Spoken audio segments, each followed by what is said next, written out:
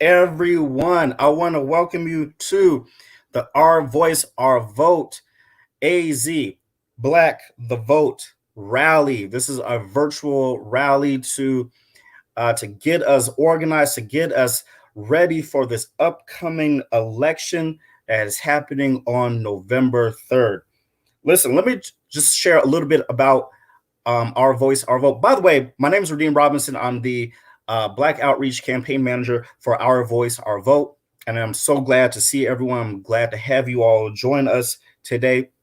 But I want to share with you just a little bit about Our Voice, Our Vote. Our Voice, Our Vote Arizona is a member-led or power-building organization fighting for all forms of social justice.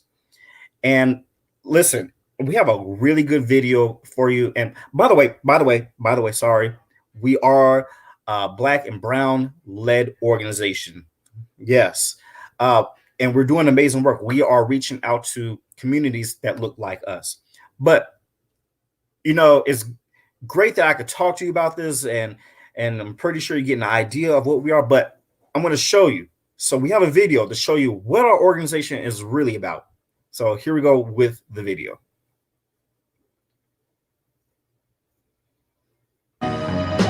Our Voice, Our Vote Arizona is leading and executing the largest Black-led voter movement in Arizona history.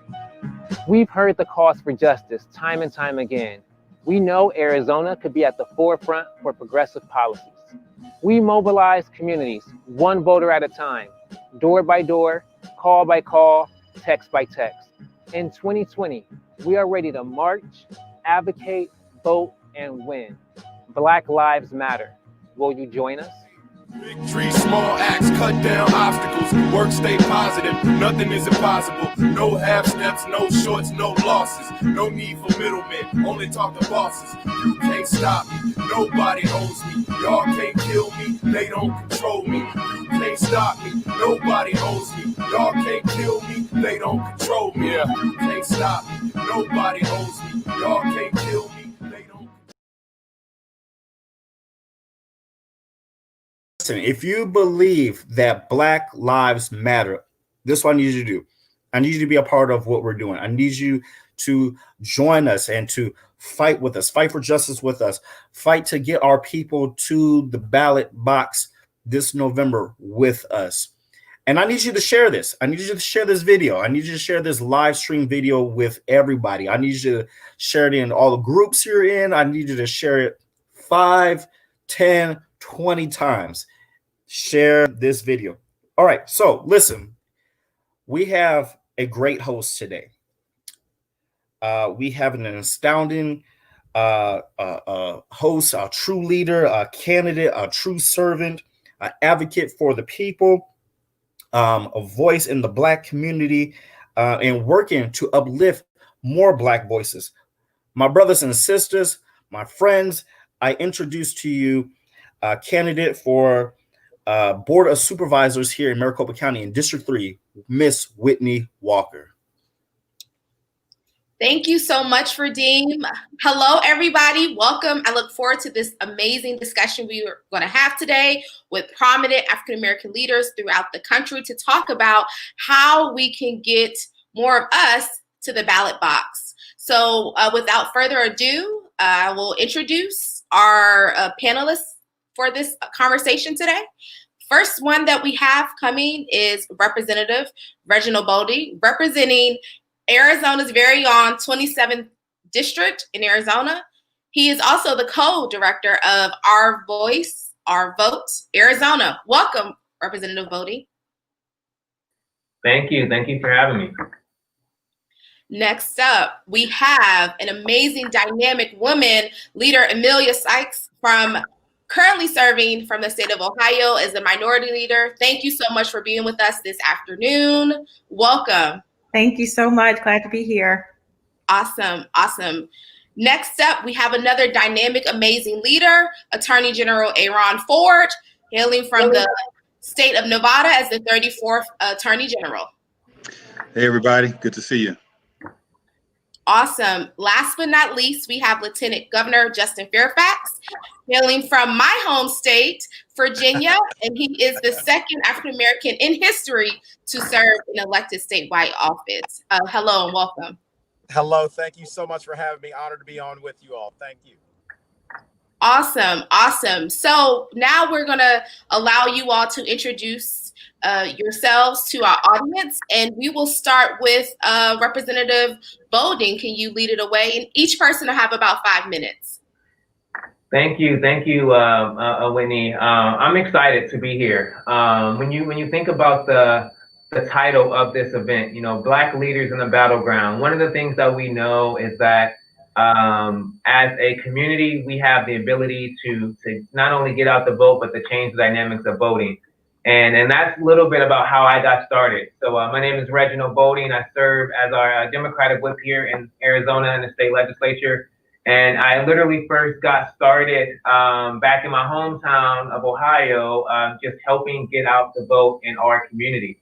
And that fight and that work really inspired me to stay involved, to continue to be involved, because I know that there is so much power in what's happening. Here in the state of Arizona, we're at a unique place and time. So right now in our House of Representatives, there are 60 members. 29 members are Democrats, 31 members are Republicans. So this is the closest that margin has been since 1966. We also know in our state Senate, 17-13, the closest that we've seen in the Senate, again, in decades. So we see that there is a power dynamic that is changing in the state of Arizona. There is a competitive United States Senate race here. And we know from a battleground standpoint, you know, presidential candidates are definitely here, and they want to make sure that they are talking to the people here in Arizona. So I'm excited to be here. The work that I want to continue to do is empowering our community and every single part of our community to make sure that they are able to have their voices heard. And throughout this conversation today, we'll talk a little bit about how that can happen. So thank you. Thank you so much for giving us the introduction and really laying the foundation of what is at stake here in Arizona. Next up, we'll hear from leader Amelia Sykes to talk about who she is, all the wonderful work she's done in the state of Ohio, and how we can bring more of us to the polls. Thank you, Whitney. Hi, everyone. Again, my name is Amelia Sykes. I am the state representative for Ohio's 34th House District, which is also known as the birthplace of champions. Now, why do I call my district the birthplace of champions? Well, you may have heard of a guy named LeBron James. He is probably our most famous champion that we have. But a fun fact is we were trying to figure out a way to differentiate my district from the other 98 House of Representative seats. Was not only was LeBron James born in Akron, Ohio, at the same hospital with Steph Curry and Larry Nance Jr. It's been a fun way to get people to understand where my district is, but most importantly, it's a way for me to recognize not only our champions like LeBron and Steph Curry and Larry Nance Jr., but all of the folks who champion great issues, including your very own Representative Reginald Boulding, who is from my hometown and a champion for workers, for equality, for voting rights, and all of those things that are so important. I've been in the legislature for about 6 years now. I serve as the Ohio House Democratic leader. We have 37 Democrats. Unlike Arizona, we as Democrats are in the super minority, and we are working very hard to change that. This election cycle, I think we have a lot of opportunities to do it because Ohio is, in fact, a battleground state. I don't know what you have heard. Forget what you heard about us not being one. Ohio is a battleground state, and we'll be duking it out for our electoral college votes and making sure that we can elect a president who is intelligent, consistent, compassionate, and cares about the people in this country. When I think about the work that I do and why it's important that I do it, it reminds me of a situation where I had a really hard time getting into the state house when I was elected. And it might seem crazy, but I could not get into work because the troopers who were there to secure the building would stop me, they would search me, and they would question me about why I was there. One day after a particular contentious back and forth, just trying to get to committee, I asked the trooper, why do you guys do this all the time? His response to me was, you don't look like a legislator. Now, often when I say that, people either gasp or their mouths are wide open. I can't see you since we're virtually, but thanks for inviting me virtually either way. But that comment really resonated with me because just that one person who attempted to invalidate the votes of tens of thousands of people in my district who in fact decided I was a legislator. Not only I was a legislator, but I looked like one. One person could have an impact to try to nullify that. Now, that didn't work because I was able still to get in and vote on the budget and things, including that person's salary. But when I walked through the halls of the State House, one thing that became very clear was he had a point in the sense that I didn't look like a legislator. We have pictures of former legislators, Senate presidents, House speakers, governors, and there had not ever been a Black woman under the age of 30 elected to the Ohio House. So there was no other picture of a Black woman under the age of 30 in the State House. So in one respect, he was right. I don't look like a legislator, but that's the point of my presence. My presence is to show and to share that there are legislators who look like me and should be in these spaces, and not only in state houses, but in city halls, in Congress, and yes, even the United States president or vice president, which we hopefully certainly will have this year. So that representation of people isn't just about the skin color or gender dynamics. It is about the experiences that we bring with us. And that's why it's so important for many of our communities to vote. So you can have someone in those spaces where they do not want you there to advocate for you, because there's nothing like someone who understands your life being in a room where important decisions are being made saying, we're not going to do it like that. Or have you considered this? Or what about this group of people? And how will it impact this community? So I've counted as an honor and a privilege to be a member of the legislature so that I can raise my voice and speak out and use the voices that those who elected me to have in those rooms and make sure that I'm advocating for them. So thank you again to everyone who is watching. We hope that this will help encourage people and motivate you all to vote, and not only vote yourselves, but get your friends and your families to participate too, because our democracy depends on it, and the representation that we get in our communities rely on everybody using their voice. So thanks, Whitney. Thank you so much. Next up, we'll have Lieutenant Governor Justin Fairfax share with the audience all the amazing work you're doing in my home state of Virginia. Shout out to Norfolk State University. Behold the green and gold. Without further ado, hi, Lieutenant Governor. Welcome. Whitney, thank you so much, and hello, distinguished and amazing panel. I wanted to say thank you, and it's actually really wonderful that you mentioned Norfolk State University, because that's where I'm heading right now. So y'all see that I'm in the car. Our wonderful senior senator, Mark Warner, has his first Senate debate here at Norfolk State University. It's actually the first debate in Norfolk State's 85-year history that they are hosting for the U.S. Senate. So making some history here today. I'm wearing my Behold the Green and Gold tie, and look forward to a really wonderful.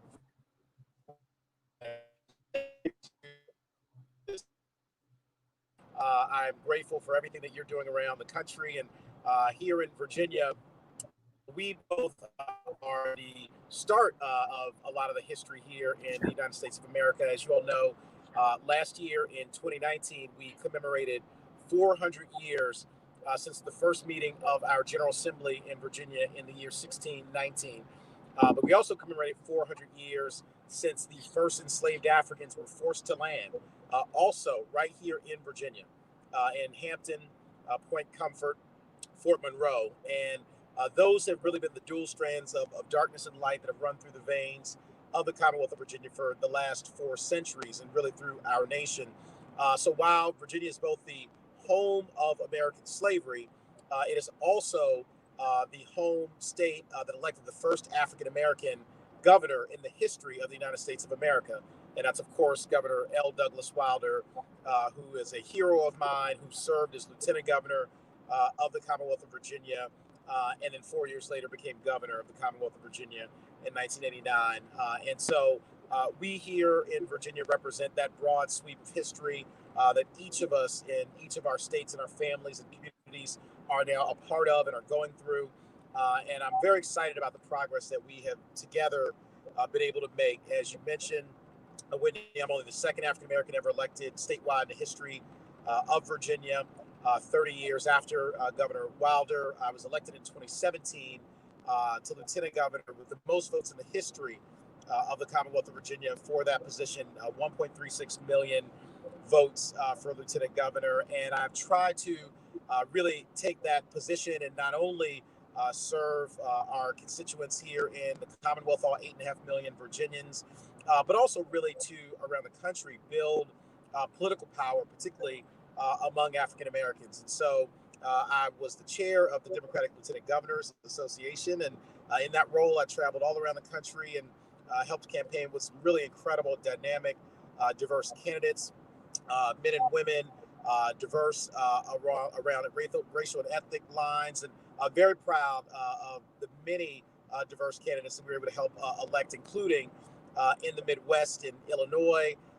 We have an incredible person who has been elected as lieutenant governor, Juliana Stratton in Michigan. You all know my dear friend Garland Gilchrist, and then of course in Wisconsin, Mandela Barnes, who is serving as lieutenant governor there. So in the Midwest, we have 3 African-American lieutenant governors, not to mention the amazing African-Americans who are serving all around the country.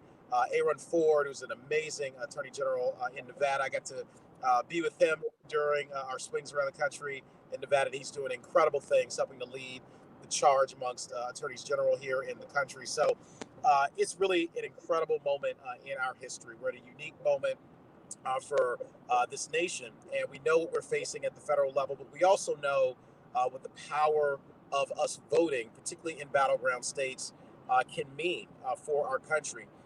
In Virginia in 2017, of course, it was the year after the 2016 election, and there were very many people who were sort of downtrodden. They felt like the wind had been knocked out of their sails, that our nation was headed in the wrong direction. And we here in Virginia presented an opportunity for people to get back up, to fight for what they believed in, and to show that we could be the match that sparked the wildfire progressive change all across the country. And that's exactly what we did. So we had extraordinary turnout among all of our communities, young people particularly, and also among African Americans. And we had a sweep of our statewide offices here in Virginia, and that has led to historic and landmark change. My proudest day as Lieutenant Governor of Virginia, where I get to break ties in the Senate, was in 2018 when I got to break the tie votes to expand Medicaid here in Virginia. And as a result of those tie-breaking votes, 462,000 more Virginians have health insurance today as a result of our expanding Medicaid and me being able to break those tie votes as Lieutenant Governor. And so we've made tremendous in criminal justice reform, our educational system, all the things that really matter so much to our communities. But it started with people believing that we could win, with our communities really turning out to vote, making their demands and their voices, all working together to make sure that we were rising together. So I thank you for allowing me to participate in this. Arizona, you are a key to this electoral victory here on November the 3rd, and also to the direction of our country, the future of our families and of our children. So I thank you for everything that you're doing, Redeem. Thank you for your incredible leadership. I've followed you now for many years, and I'm so grateful to you for all that you're doing. So thank you for allowing me to be a part of this panel, and look forward to a great discussion today. Thank you so much. Thank you so much. Now, without further ado, we have Attorney General Aaron Ford. Please introduce yourself to our audience and the amazing work you're doing in the state of Nevada.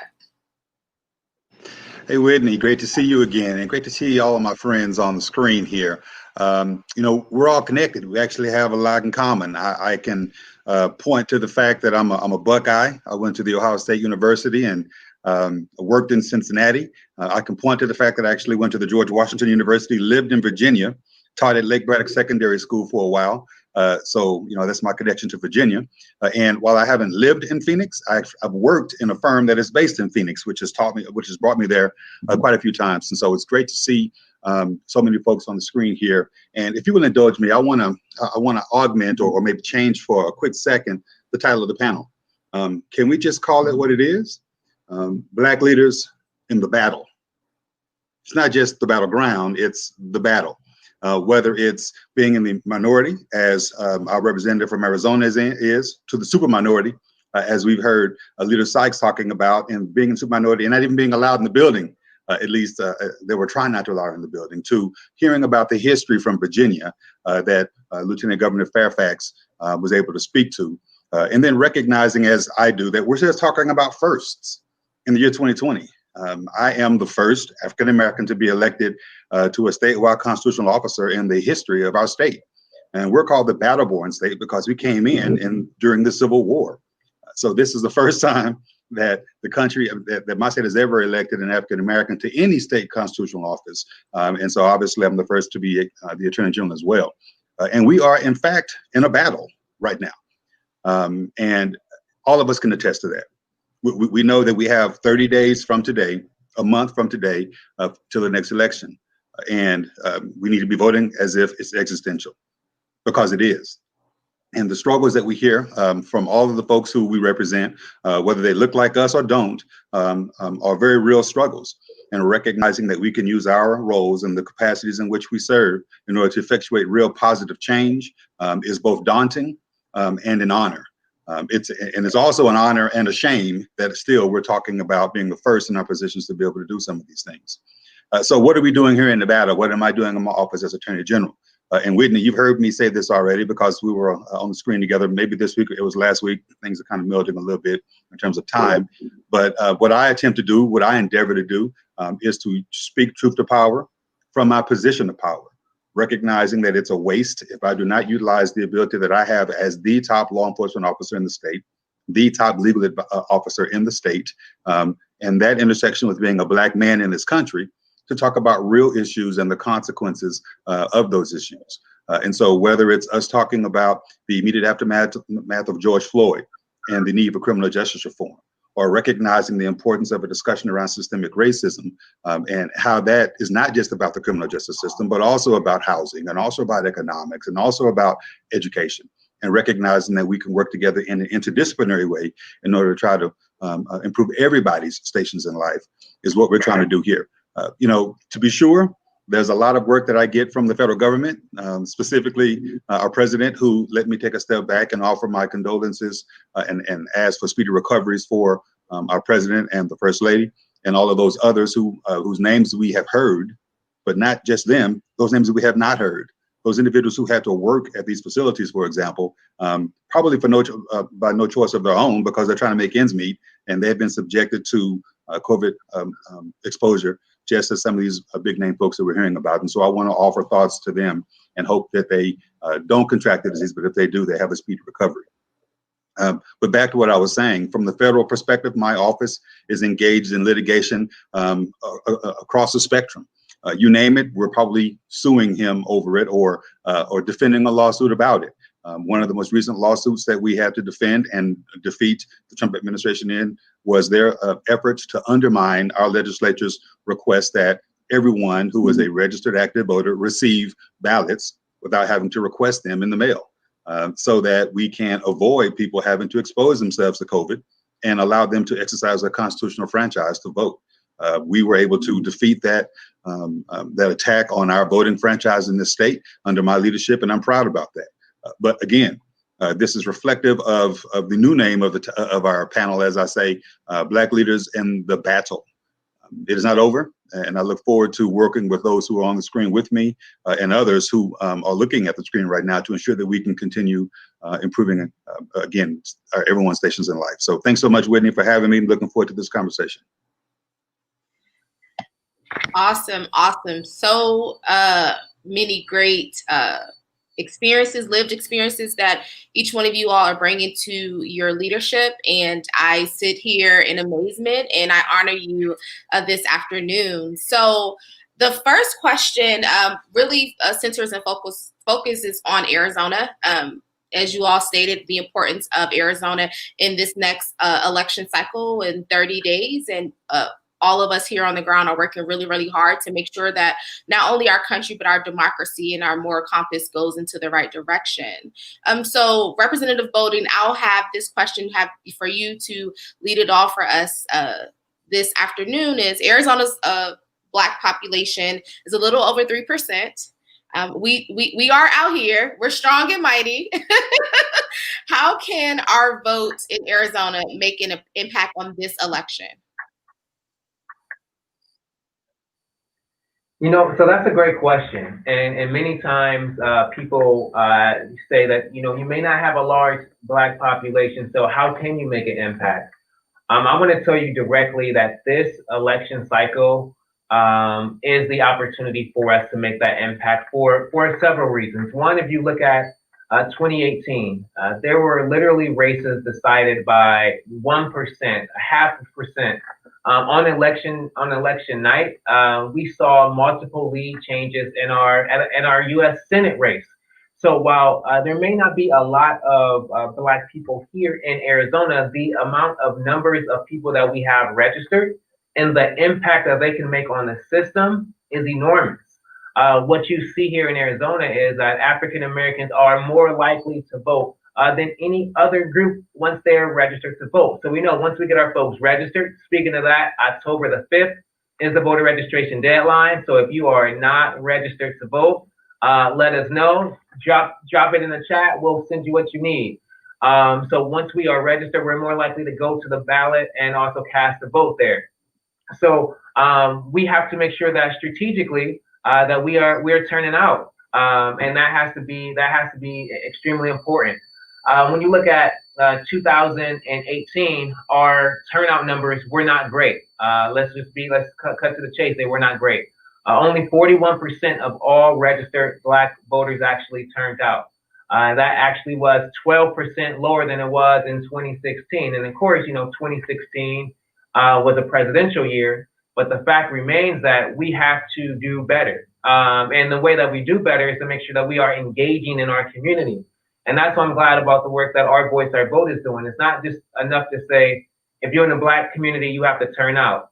It's about actually giving people a reason to turn out and providing opportunities for people to see how their vote actually translates into policies and how those policies translate into action and changes in their daily life.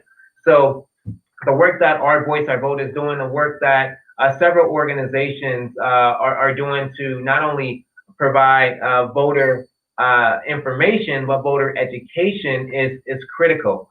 And I truly believe that if we step back and realize that in any community that you in Arizona, when you look at that Black population, voting has the ability to change the outcome. And I know for sure that we'll be able to do that this year. Thank you.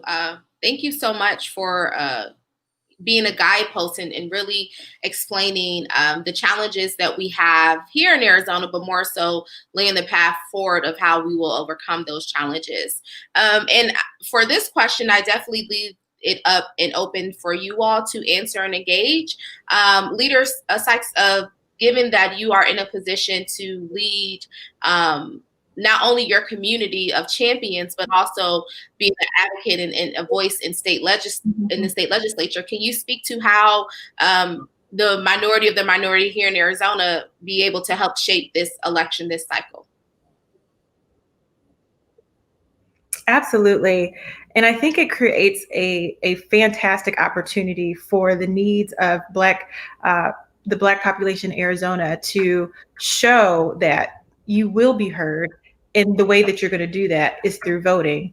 And then you will hold people accountable. And then you'll continue to vote in the event that your elected officials are not doing what they need to do. So many people view voting, engaging and participating in our electoral process as a twice a year thing. You vote in the primary, then you vote in general, and then that's it. It cannot be that. It has to be much more. It has to be constant advocating and accountability for elected officials. Now, I don't say that so that people feel overwhelmed and burdened, because I know, and you can talk to people, sometimes voting is just not number one on their list of things to do, and it might be one of the reasons why people don't participate. But if we can continue to create a culture where folks feel like they can demand and should be demanding results, at least attention from their elected officials, then we will then feel our power, and that the power is actually with the people, not corporations, not the elected officials, not the politicians, with the people. And the way that we can start to institutionalize that is by voting. And voting is just the first step, and it's just constantly engaging. You know, our communities throughout this country are suffering because we have leaders who do not work for them. And they say it clearly and loudly. I'll give you one quick example. A couple months ago at this point, we were in session, and there were protests against police brutality in Columbus at our state house. And you could hear people chanting, "Black Lives Matter." I mean, you just heard it, "Black Lives Matter, Black Lives Matter." Now, what were we doing on the inside? Voting on a voter suppression bill. We were debating a voter suppression bill. People were outside of the state house trying to get their voices heard, while inside of the state house, legislators were making it so that those folks outside wouldn't be able to have their voices heard at the ballot box. This is a nonstop, continuous thing, and something that we have to do together. And so there are certainly people inside these spaces and places where decisions are being made who are happy to help uplift communities, and there are those who are not. And we need to send them a message every single time that if they are not going to do what it is that we need them to do to make sure that our communities are better, they're going to lose their jobs. And it's just that simple. And we can do that by voting. Thank you so much for that response and for your advocacy. So, Lieutenant Governor, I'll pass the question to you. How can we here in Arizona ensure that we have this impact so necessary, so needed for November 3rd? Yes, and it's such an important question, and you can have an extraordinary impact in your elections. Even at 3%, you can decide the direction of Arizona and of this nation, and certainly of races in your state. As was said earlier, just like here in Virginia, we literally had a state house race that came down to literally a tied vote, and then they picked, you may have seen this, a name out of a bowl to determine who won that state legislative race. And that actually held the balance of power in our House of Delegates. And so this is how critical it is that everyone comes out and votes. And, you know, we understand that these races are often determined by very, very small numbers. And what I like to say, and, you know, what we said back in 2017 and all around Virginia, even today, is that everyone who is eligible to vote and does not have their vote suppressed in an election actually votes. And when we would tell people that, they would say, well, that, you know, doesn't make sense because I see the voter turnout numbers and it's not 100%. And what I like to say is that when you decide not to vote, you know, the choice to vote, but instead decide to stay home and not exercise your voice in that election, you actually have voted. And usually you voted for something that you don't want. We saw that in 2016. So many people who stayed home, and then we ended up with a result that has really, in my view, harmed our nation dramatically over the last 4 years. But by not coming out and making their voices heard at the ballot box, there were so many people, you know, who then determined an outcome of an election that they otherwise would not have wanted. So it's important that we come out in large numbers, in large percentages. The other thing is that not only are we voters, but we're influencers. And I know this is true in our families. You have someone, I'm sure, in your family who you can think of who not only shows up to vote in elections, but make sure that other people in the family and in the community come out to vote as well. And so you can multiply your impact, even at 3%, by first voting yourselves, but then also making sure that you're engaging others to build coalitions to make sure that they're coming out to vote and setting the table around issues that are critical. We are right now in a special session in Virginia, as many legislatures are around the country, dealing specifically with the issues of criminal justice and policing reform. In the wake of the murder of George Floyd, his brother, Attorney General Ford, mentioned that horrific video, the knee on his neck for 8 minutes and 46 seconds, the murder of Breonna Taylor in Louisville, Kentucky, sleeping in her home due to a no-knock warrant. We just voted in the Senate yesterday to ban no-knock warrants and chokeholds here in Virginia. And that is not only reflective of what's happening around the country, but the voices of those in our communities who often are not the majority in terms of numbers, but are the majority in terms of being able to influence a state to say that we have to do the right thing. We have to take the high ground as a state and as a nation. And it does not take, you know, the overwhelming majority in the beginning to get to that place where you can create real and lasting change. And I think about, you know, Margaret Mead's famous quote that never doubt that a small group of determined and thoughtful, concerned citizens can change the world, because indeed it's the only thing that ever has.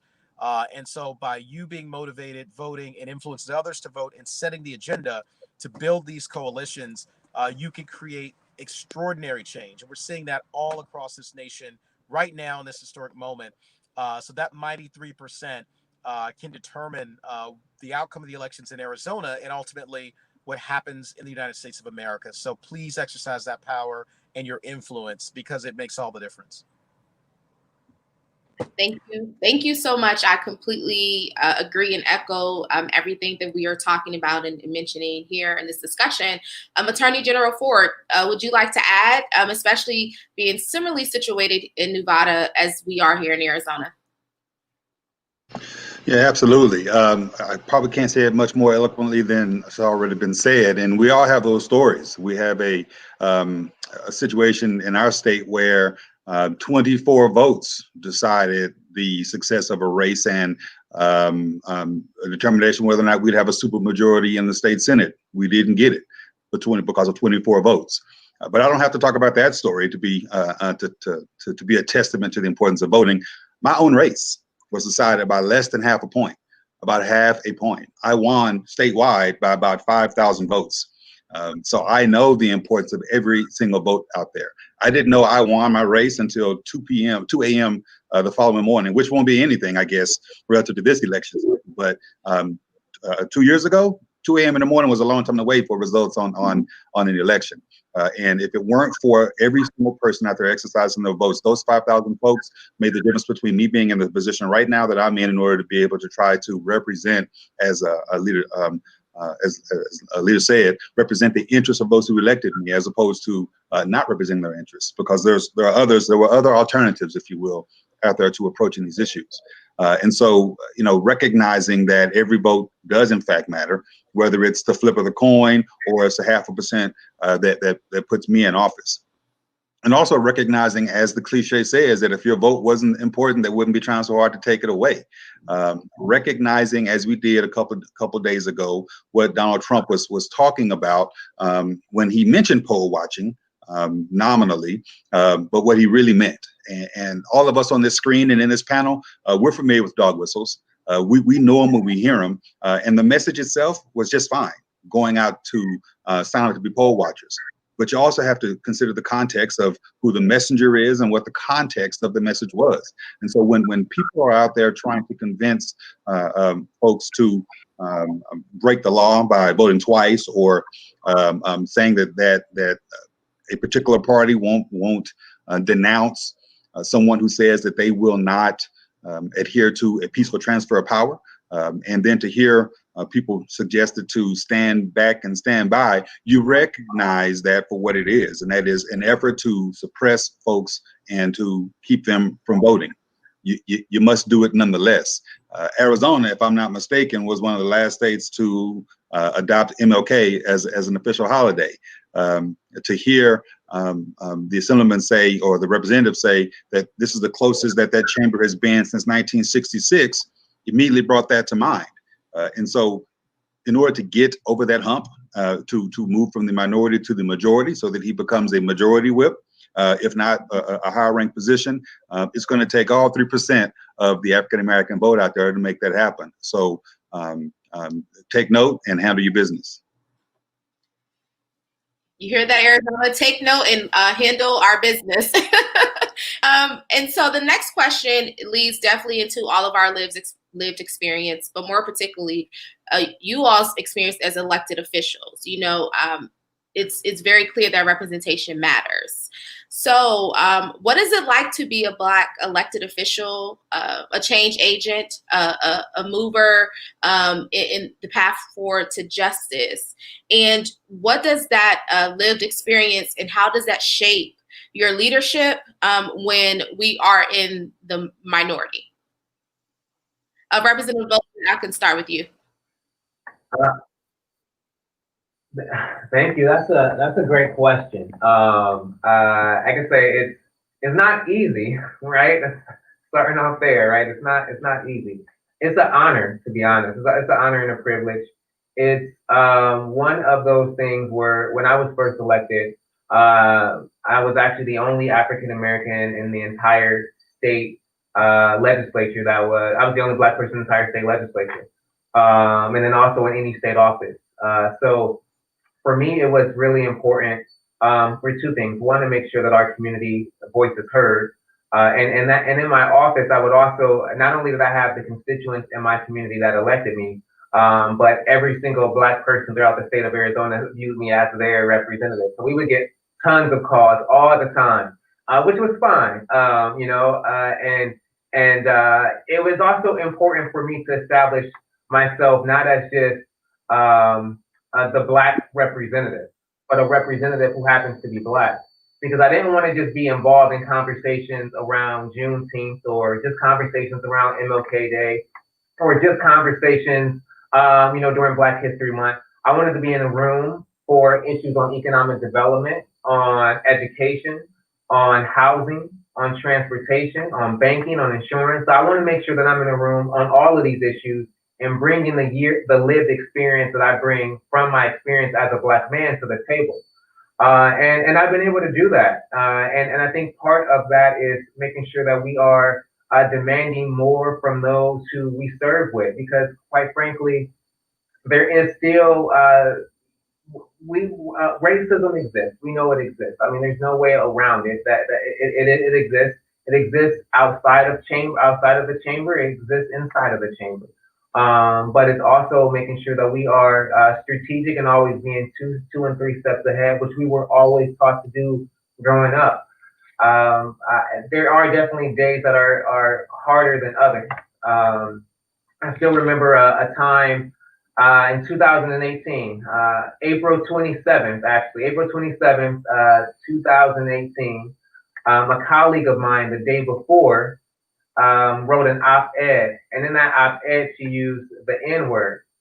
And she said, she basically said, if Kendrick Lamar can say it, why can't I say it? So the next day on the floor, I stood up and I basically let her know that that was unacceptable. That was unacceptable as an elected representative to use that language in an op-ed, and that was unacceptable for the newspaper to post it. And during that conversation, since we did not have the majority, I actually was reprimanded for calling her out for using the N-word. This made it all the way to CNN, national news, that I was given a censure for calling her out for using the N-word. And at that time, we actually had gained another seat, and we had our one and only African American female woman who's actually, you'll be hearing from shortly today. She stood up and she called it out as well, and then they gave her a censure. So the only two Black lawmakers who stood up to racism in the chamber was quote unquote reprimanded for standing up. And this is in 2018. Coincidentally, we were able to actually turn out the vote in 2018, and we were able to kick out that member who wrote that op-ed. So, and that was because we were able to galvanize our community around that. So, you know, there's a lot of conversations happening right now around police reform. And not only did I happen to, you know, to study a lot of these issues back in college, but it's lived experience. So I'm able to bring my lived experience as a Black man to this conversation. And I've been fighting this fight for, you know, body cameras since I was elected in 2015, since peace officer databases, and trying to make sure that we understand disciplinary actions and our use of force justifications, what that should look like. And, you know, through my experience, the stories that I can tell, the individuals who I can connect with has allowed myself to really push our state on some of these issues. So it's an honor, it's a privilege. It's also having tough conversations with people in our community about how to play the inside-outside game, because the fight in the street, the marches, the rallies in the street allow me to go on the inside to really demand for the things that we need. So, you know, if I'm not at the Black Lives Matter rally, because I'm inside the state legislature demanding the things that we're calling for on the outside, it's about the inside-outside game. And I think as Black lawmakers, we have to use that oftentimes in order for us to get things done, because it's about the vote. Do you have the votes or do you not have the votes? At the end of the day, do you have the votes? And if you have the votes, you can get things done. Awesome. Thank you so much for your leadership on that matter. And I definitely remember that op-ed a few years back, but we got through it and we're standing tall. My next question is very similar to, well, this same one, but bringing intersectionality into the space, because we win with Black women. Now we have a record number of Black women not only running for office, myself included, who are being the first. And Leader Sykes, can you speak to the intersections of being a Black woman and rightfully owning this leadership position that you have in the state of Ohio? And what does that look like for you? Thank you, Whitney. This is my favorite topic, so I love the question.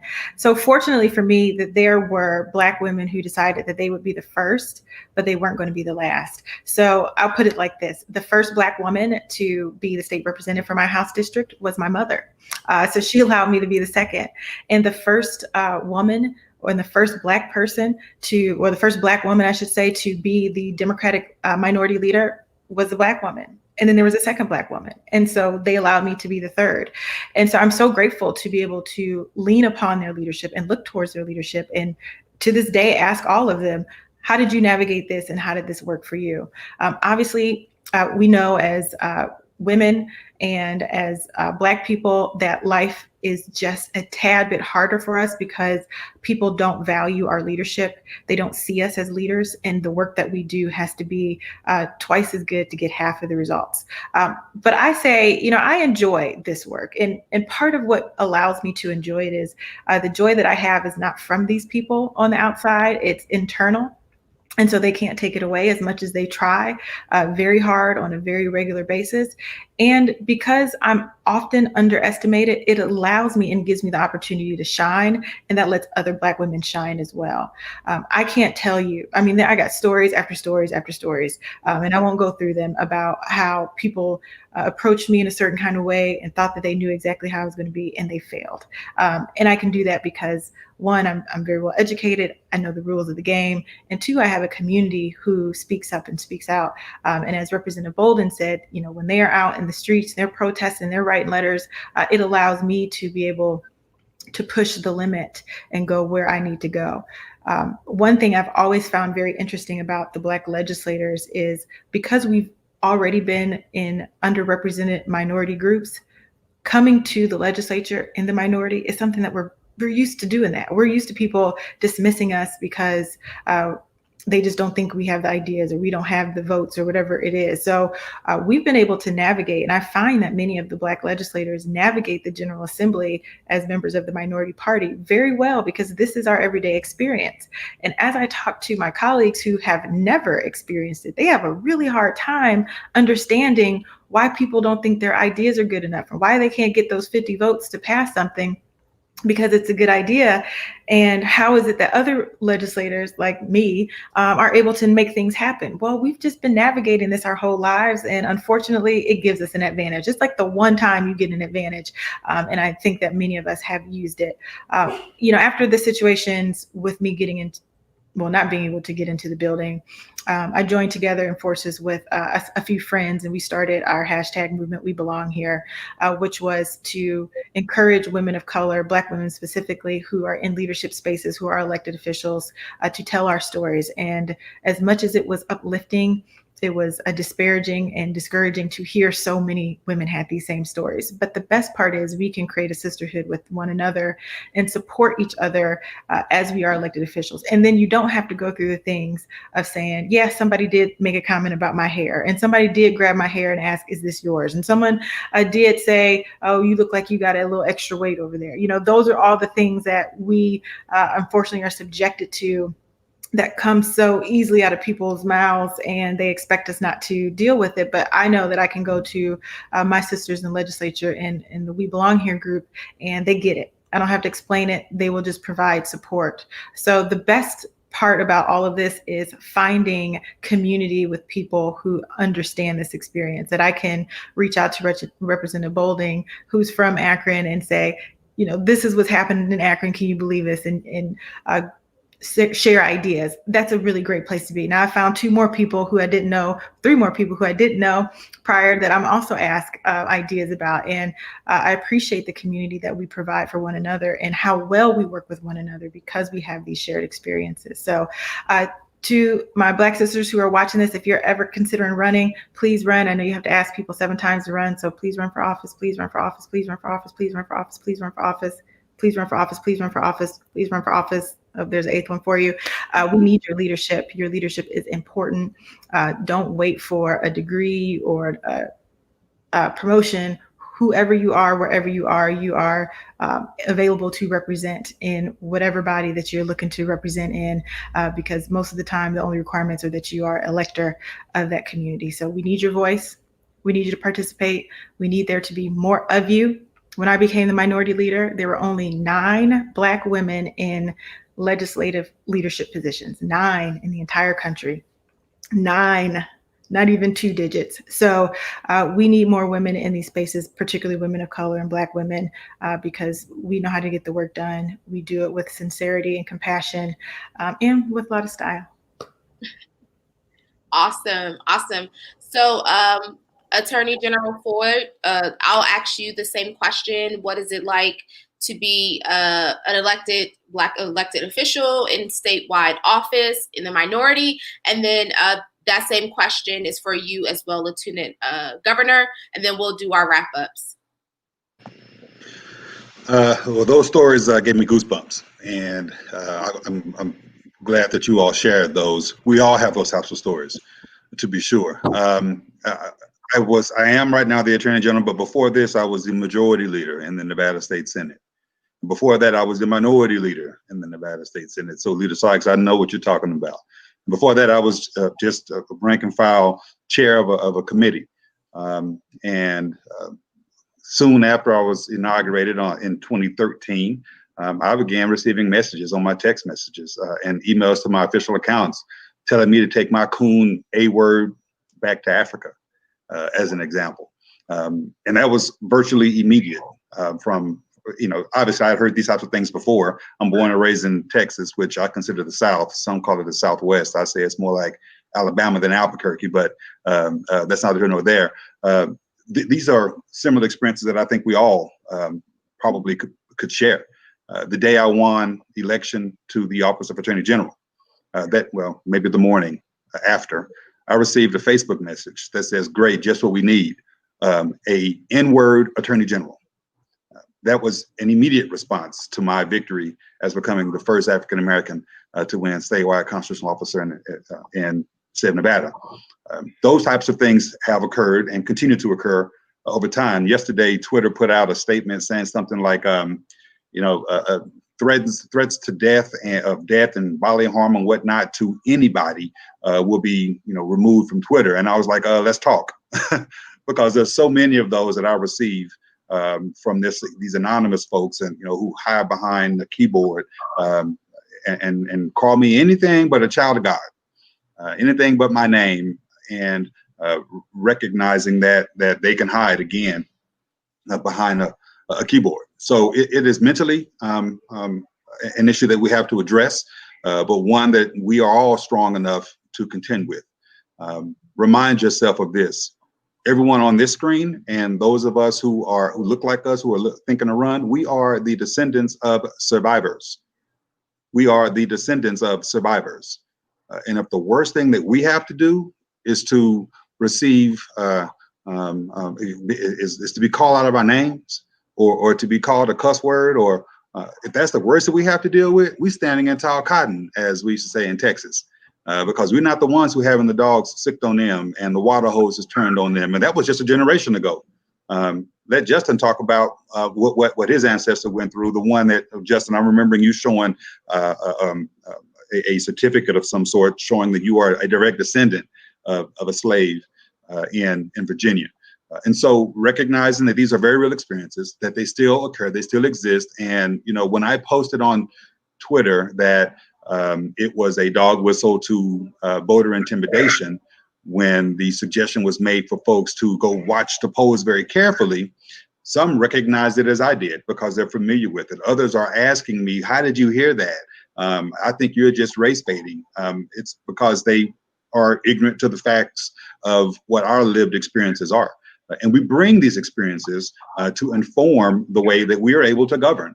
So we are able to represent a broader swath of society, in my estimation, because of our experiences.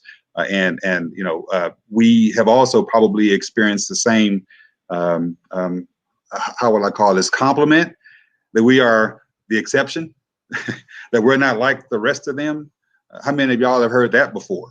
And as much as they think it's a compliment, I consider it an offensive statement to me, because we are all exceptional in our own rights, but not for the reasons some say.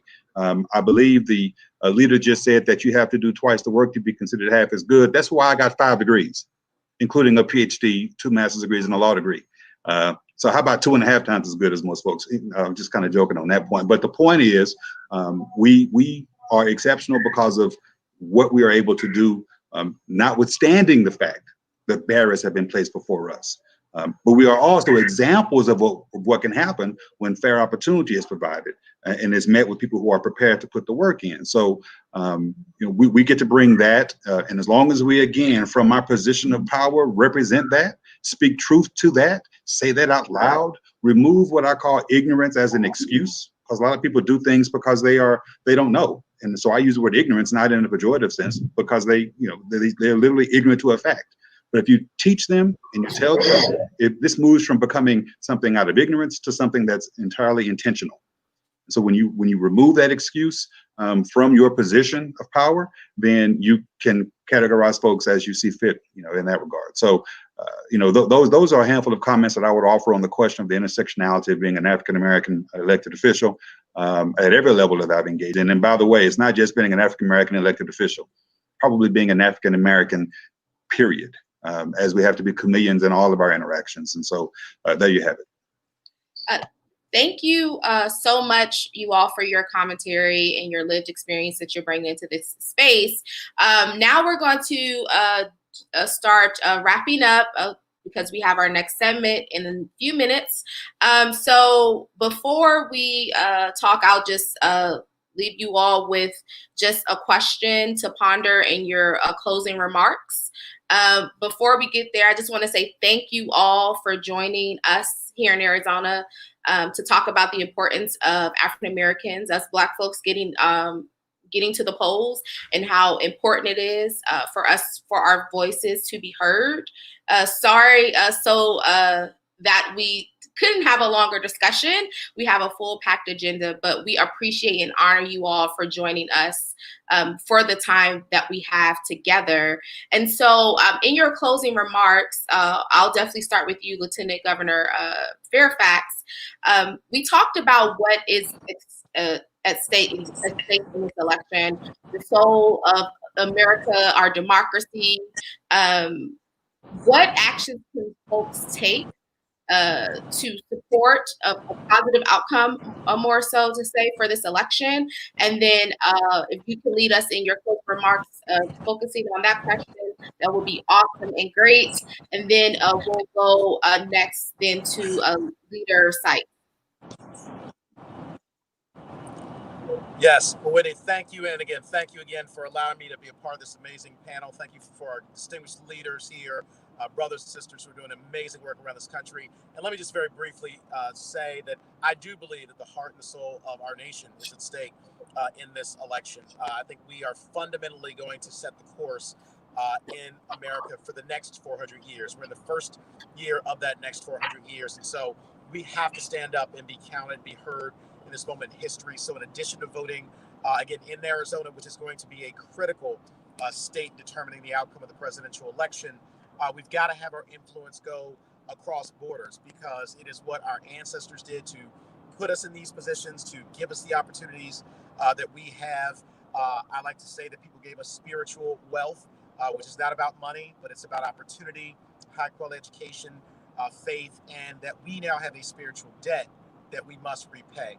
And the way that we repay it is by ensuring that those that come after us and those that are here with us have those exact same opportunities in life. And so no election in my lifetime has ever been as consequential as this one is. And so we need everyone to recognize this moment in history, to stand up, be counted, bring people along with you, use your powerful influence both within your state and across our nation to take our nation on a different, more positive course. And so, again, I thank you. Brother Ford mentioned, I just wanted to note, my last name is Fairfax. I learned 2 days, actually my father learned 2 days before my inauguration as Lieutenant Governor how I got that last name. He told me 20 minutes before I walked out the steps of the Capitol on Inauguration Day that my great-great-great-grandfather, Simon Fairfax, had been freed from slavery by the 9th Lord Fairfax here in Virginia, in Fairfax County, on June the 5th, 1798. And so 220 years later, his great-great-great-grandson was being sworn in as the number 2 in command of the very same state where he had been enslaved. And so we have to recognize that within each one of us is that incredible journey of history, and that we are now called in this moment to answer that call of history. And I know that you'll do it in Arizona. I am very proud of you. I know that we'll do it around this nation. We've got to lift each other up, make sure that we're fighting for one another, but then also for opportunity for all of us. And so I thank you. I'm proud of you, inspired by you, and look forward to an extraordinary election result and to a powerful next 400 years in our nation. Thank you so much, Leader Sykes. Thank you. And let me say two really quick things. So on Tuesday, I was in Cleveland for the presidential debate. And when we talk about what is at stake in this election, I am currently now quarantining. I'm quarantined because our current president had the audacity to show up in Cleveland. And now we're hearing not getting COVID tested and is patient zero for all of the people in that room. He had that much respect for the people of Ohio, for those people in that room to show up with the coronavirus, maskless.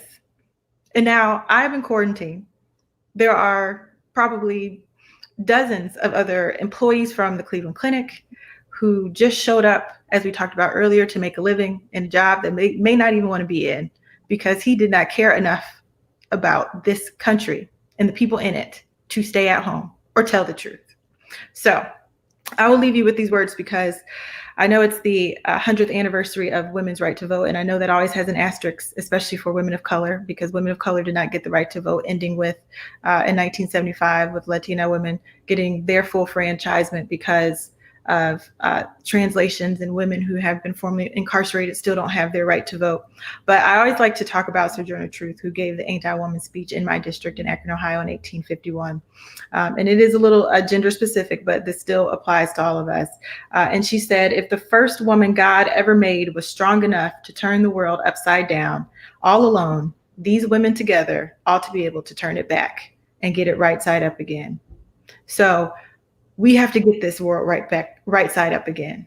And that's all of us. It is going to include the women, but also our Black men too, because this country needs leadership. It is in desperate need of leadership. And if for no other reason than the fact that you can be as mad as I am, that a man who's supposed to protect all of us from the coronavirus cannot protect himself, we need something better in this country.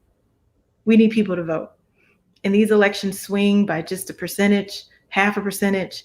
And even though it might be a small group of you, Black folks in Arizona, every single one of you are important and your voice needs to be heard. And so I look forward to on November 4th, hearing how your turnout was incredible, that you all made the difference. No pressure, but we need you and we need to hear from you. So thanks again for having me.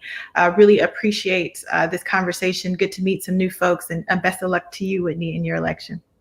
Thank you so much. And yes, thank you again, Attorney General Ford. If you can close us out and give us your closing remarks before we go to our next segment. Sure, I'll offer some brief remarks. I'm going to translate what I heard Leader Sykes say. No pressure, no pressure. Get out there and vote. Do it. You've heard Mr. Fairfax talk about his, I think, 4th or 5th great grandfather and how it leads to him being in the State House. My story is comparable with my 4th great grandfather being killed on the auction block because he wouldn't be sold and separated from his children. And then they sold 2 of his kids to slavers in Texas. That's the stock from which we are. We exist as survivors of those who, some of whom lost their lives fighting for our right to be even perceived as people. I don't frankly use the phraseology of people being granted the right to vote, because I believe we were born and that's an inalienable right. Finally, our country has caught up and has recognized a woman's right to vote, has recognized the black people's right to vote. And so therefore, we need to recognize our duty in this regard and get out there and vote. As I've said already, if it wasn't a big deal, if it didn't make a difference, they wouldn't be trying to stop you from doing it. It's as plain and simple as that. And so you have to do it anyway. Be strong, get out there, vote early, vote by mail, whichever, figure out your plan and follow through with it. Vote only one time. Don't listen to people telling you to vote twice, and don't be out there harassing folks when you do vote. So handle your business, as I said a little earlier. And I'm looking forward, as Lieutenant Governor Fairfax said, to hearing about the great voter turnout in Arizona in short order. So thanks so much.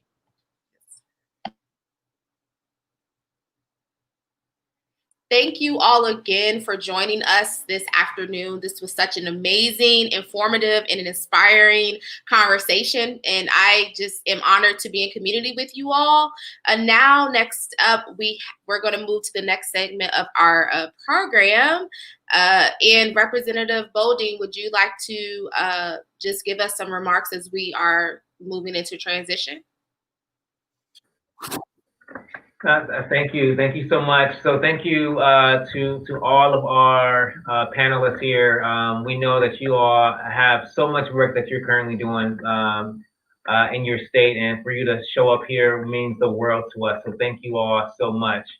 I want to just go ahead and then transition it over to Redeem Robinson, who will be introducing a special guest here with us today. And we'll keep this party. All right. Thank you, Whitney. Thank you, Representative Bolden. Thank you to all the panelists. You all were great. You all were inspiring as well.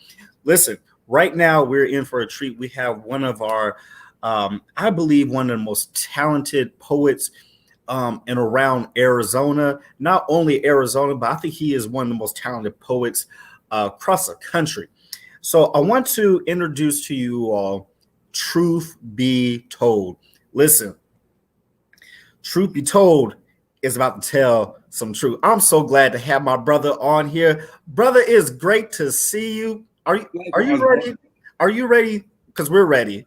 Hey, I'm ready, especially after listening to all the distinguished dignitaries earlier today. Man, if you haven't gone to vote, if you're not registered, please go. But yes, I'm ready. Whatever you need. Let's do it. Ladies and gentlemen, Truth Be Told. Right. We were never meant to bend voluntarily, only forcibly on the ship so to someone else's will.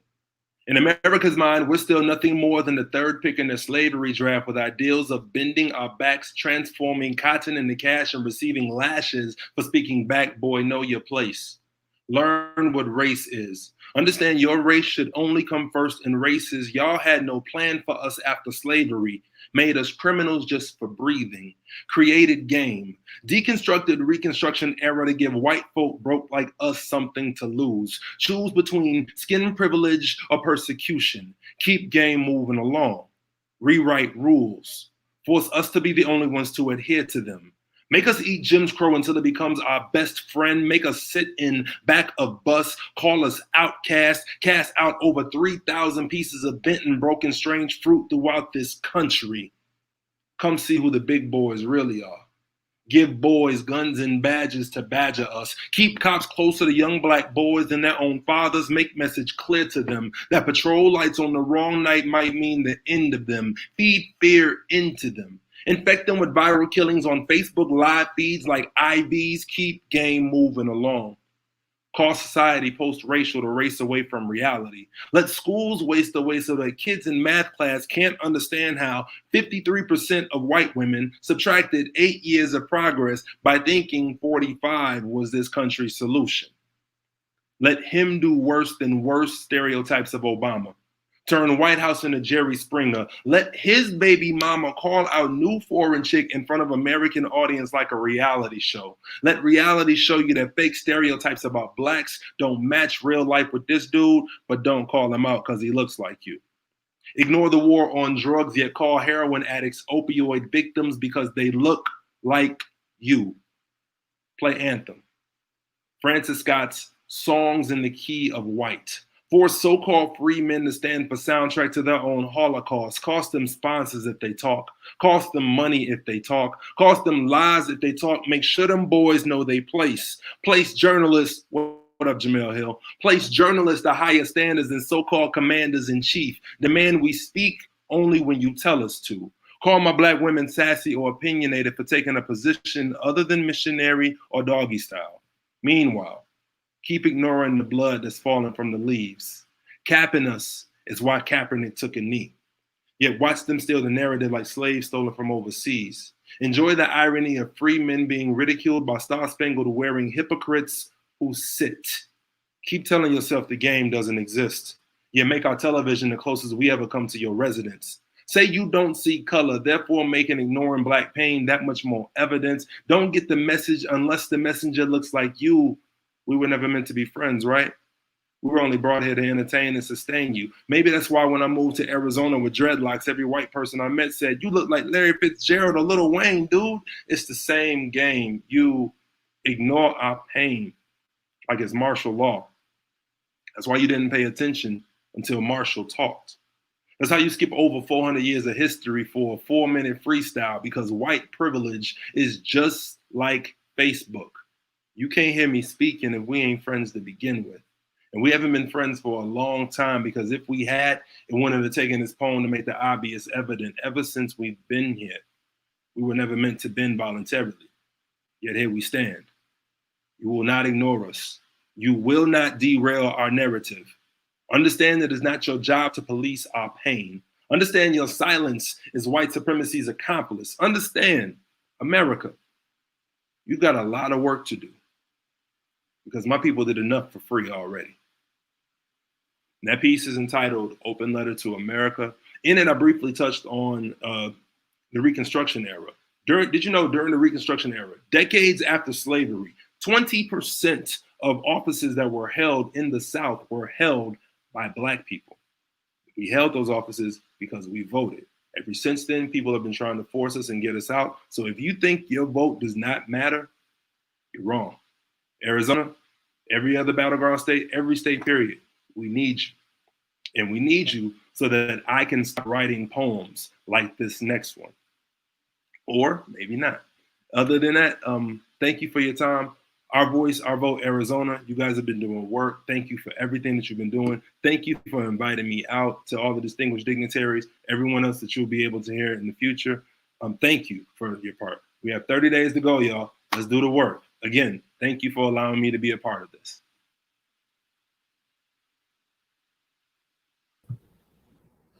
Thank you so much, Truth Be Told. Listen, didn't I tell you Truth Be Told was going to tell the truth?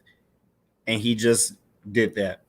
Look, our next part of our virtual rally is very near and dear to me. It's very important. Here in Arizona, we have several Black candidates who are running throughout the state. We have Black people who are running for a state senate, state representatives. We have Black people who are running for school board, county supervisors. We have Black people running throughout the whole state, from northern Arizona to southern Arizona, and right here in central Arizona. So we have several Black candidates I want to introduce, and also we're going to be introducing, I want to introduce Justin, one of our other organizers down in Tucson. What's up, brother? It's good to see you.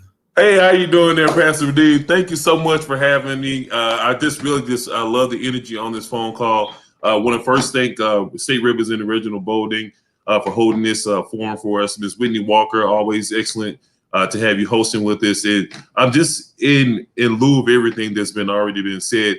The reason why we come here today is actually to give everybody a chance to know who was actually running for the different offices we have. So we know the importance about being able to make sure that we get out the vote, but also what's really important is actually, as Redeem said, is actually knowing the people that's actually on the ballot so you actually can look for them.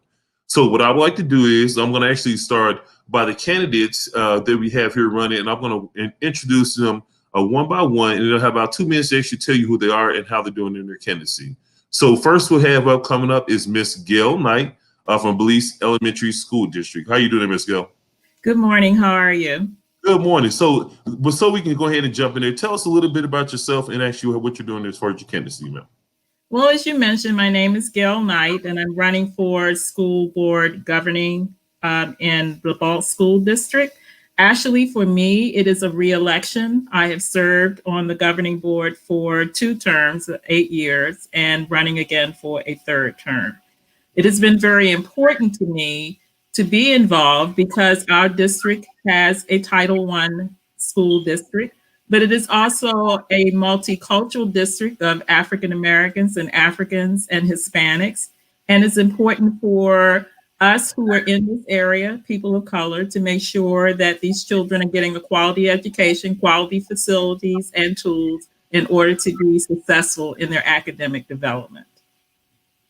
I can tell you that during the time that I've been on the board, we have been about the business of creating support from our community for state-of-the-art facilities.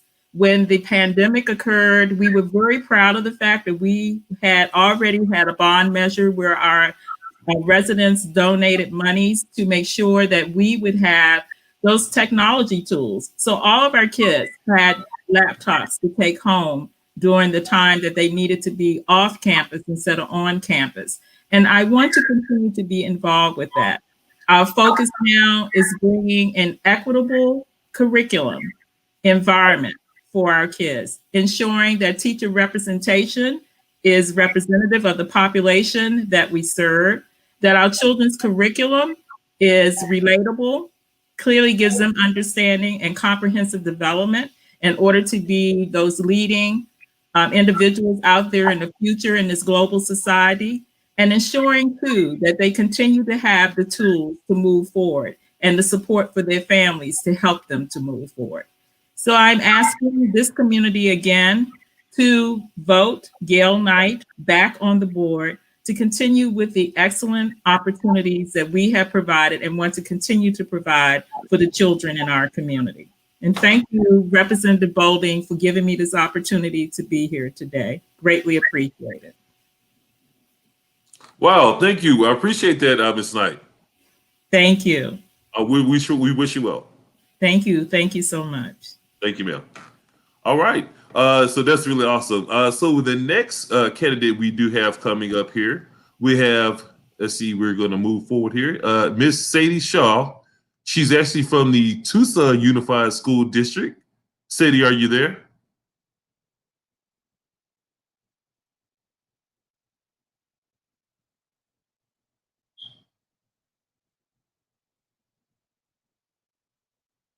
Okay, so what we're going to do is actually we're going to move forward. Looks like we have next going to be Miss Sarah Tyree running for the state senate in LD2. Sarah, you there? I am, big bro. How are you? How you doing there, sis? I'm like, listen, that is awesome. So yeah, go ahead and take it away.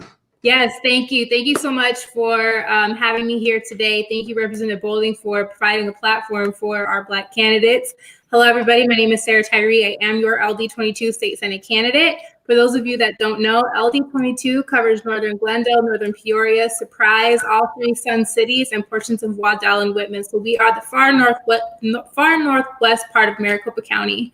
I am an Arizona native. I'm a former foster care youth.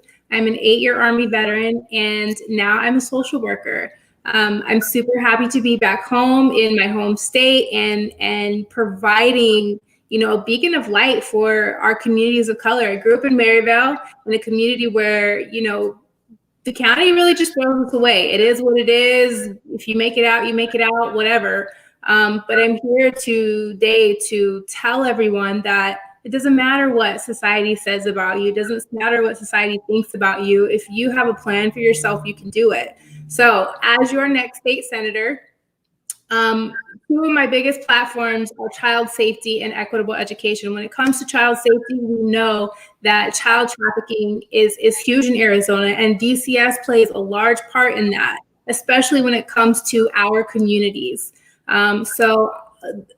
A multitude of things, but my goal ultimately is to ensure that we are keeping our children safe and we are keeping our families together. There's no reason that we should be tearing children apart from their families and paying another family to raise them, right? When we can just teach our own families the proper parenting skills they need to stay together. And then when it comes to equitable education, we know that Arizona is a results-based funded state, right? So we have a lot of schools who have kiddos who are, you know, going to work, or they're taking care of somebody within their family who is ill, and so they're missing school and they're testing poorly. And that means that money is being drained from those schools.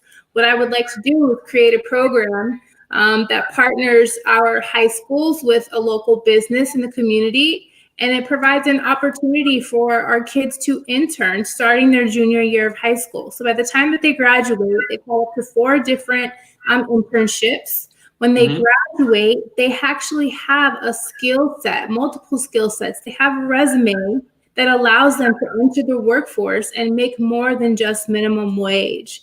And in addition to that, right, we're showing our kids that they can be in any profession they want to be. Maybe a profession they never knew about. Maybe it was a profession that they thought, they were never going to be able to achieve that. So I believe that we should be giving our young people every opportunity they can to succeed, and that we're breaking those glass ceilings and all of those barriers that are continually placed on us and our people, because we can and we should be. And if they don't want us at the table, then we will create our own table. My name is Sarah Tyree. I'm running for LD22 State Senate. Please consider voting for me. You can learn more about me at Tyree2020.com. That's TYREE 2020.com. Wow. Thank you so much, Sarah. It's a pleasure having you on today. Thank you. All right. We wish you well in your election. All right. Great. Thank you so much for this. That's really awesome. She made an excellent point. The children are our future. Next up, we're going to have up is Miss Quinte Cruz for Phoenix Elementary. Are you there, Reverend? Quintetta, yes. I am there. Good morning, brother. Good morning. Oh, good afternoon. It's Quante, actually. Quante Cruz. I just want to thank Representative Bolding for this opportunity and the whole Our Voice, Our Vote family. I don't take it lightly, and I just appreciate everyone who's running for office and those greats who have come before that made this possible.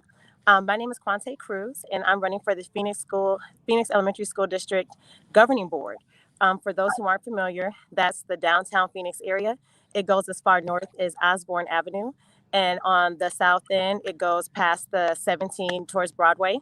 And then the east and west, it goes to the I-17 and then to the 51. So it literally is downtown Phoenix. That is the district area. I am a fearless mom of Phoenix Elementary School students. I have 2 sons that attend a neighborhood school in my area. I'm a fierce advocate for all students. I have a son with special needs. He's on the autism spectrum, and that is definitely something that is really dear to my heart. I feel like regardless of a disability or gifts or however a child shows up to school, they deserve a quality education, and they deserve a fully funded education. I'm a demonstrated servant leader. As a real estate professional, that's what I do during the day. I'm a real estate appraiser. And then also as an associate minister at Tanner Chapel African Methodist Episcopal Church. And not only in my professional life, but also in my personal life, the community leader. I support all of our Phoenix family, and I'll keep that on my mind once I'm elected. Amen. I am committed to restorative disciplinary practices. We need to acknowledge adverse childhood experiences and how trauma may or may not impact a child's behavior. A lot of disciplinary practices these days have a criminal take and a criminal look to the language that it uses, and that's something that's very dear to heart. Children make poor choices. Sometimes we have adults that make poor choices, but children have the opportunity to learn and grow, and we can have an opportunity to redirect them. And I think that that's something that we should definitely focus on while they're still youth, and even afterwards. Restorative justice is a must, and it's a necessity, and we won't take anything less. I'm for fully funded education at every school and for every child. We have some schools that have more access to funding, more access to grant writing, and we have schools that don't have those things. And so I'm really committed to looking at the district as a whole and finding those gaps and those opportunities to really support teachers and students so that they can thrive. A child who has access to certain resources has a better opportunity and has more and has an opportunity to thrive more so than a child who doesn't. Can a child who doesn't have a fully funded education still do well? You're looking at somebody who who's a result of that. But we want to give our children the best opportunity, and we want to set them up for success, as well as the educators that are tasked with their education. I feel like we really need to look for innovative ways to fund education and not just focus on traditional methods, but also looking at different partnerships and things that we can, relationships we can build and nurture, so that we can make sure that if there is a new technology or a new method to the madness, that we're able to try that out and see if it works for our children. We need to look at education in an innovative way and not just do the things that work that we've always done, but look at new things. I solicit your vote. I'm so excited to be here. As you can see, you can check out our website, www.quantaforphoenix.com. That's QUANTAFORPHOENIX.com to learn more about me, more about the campaign, my platform, and opportunities to support my efforts. Thank you. Well, Reverend, thank you so much for coming on. I really have a special heart for you. My mother was a real estate agent, also did appraisal, and also she was a pastor as well too with my father, Elder James Lloyd in Memphis, Tennessee. So thank you for your service. Beautiful. Yes, ma'am. Everdyne, love for what you do. Thank you for your time. Yes, ma'am. We appreciate you. Thank you so much. Have a good day. Thank you. You too. So who we have up next? We have Miss J. Ree Putin from LD4. Are you there? Hey, how you doing, Representative? Oh, okay. It's good to see you. It's a pleasure and an honor to be here with you this afternoon. Yes, ma'am. You have the floor. Okay. Well, greetings, everyone. Thank you again for inviting me to this incredible gathering. And I definitely thank my colleague on the floor of the House of Representatives, Representative Bolding, for facilitating and make this possible. I am, as it states, Representative Dr. Jeray Peaton from Legislative District 4. And Legislative District 4 is a humongous district. It's about the size of Maryland, and it includes 4 counties, Maricopa, Pima, Pinell, and Yuma. And it starts here in the West Valley. I live in Goodyear. Then it goes all the way out from there to Buckeye, Hillabin, Ajo, Somerton, and Yuma. So it is really a tremendous district. And the minority leader is also my seatmate, Charlene Fernandez. And this, I am running for re-election, and this is my first truly competitive election. So I definitely need all of your support to make it through. You know, you really don't realize how important your position is until someone starts fighting to take it. And that's exactly what's happening with me. I think the opposition has spent $43,000 in negative ads to take my seat. So I really need your help to make sure that doesn't happen. Presently, I'm the only African-American woman in the floor of the House of Representatives. Hopefully Coral Evans will be joining me and we can be there together, but right now it's just one. So we truly have to fight and honor for diversity. A bit about my background: I was born in Durham, North Carolina, raised in Brick City, Newark, New Jersey. I moved here in 1992, so I've been here for 28 years. I'm a lifelong educator. I was a teacher for 18 years, and then I became an assistant principal. I was a construction manager for a while, for about 5-6 years. I have a master's degree from the Deli Webb School of Construction at ASU. I also have a doctorate from NAU in curriculum and instruction. So you can imagine my passion is education. In the House of Representatives, I serve on the Education Committee, the State and International Affairs Committee, and Land and Agriculture. And as has been mentioned already, we know that our educational system, as well as our justice system, is thoroughly broke here in Arizona. So I will be fighting to revise the education system. As has already been stated, our educational system is not fully funded, nor is it fair and equitable. And we need to change that, because right now Arizona is ranked 49th in the state, in the country for student achievement. So please support my candidacy. And if you live in LD4, please vote for Peaton. My website is peatonforpeoplefirst.com. Thank you. Thank you, Representative Peaton. We appreciate you. Thank you for coming on today. Thank you. All right. Well, that concludes my section for this portion. Whitney, are you there?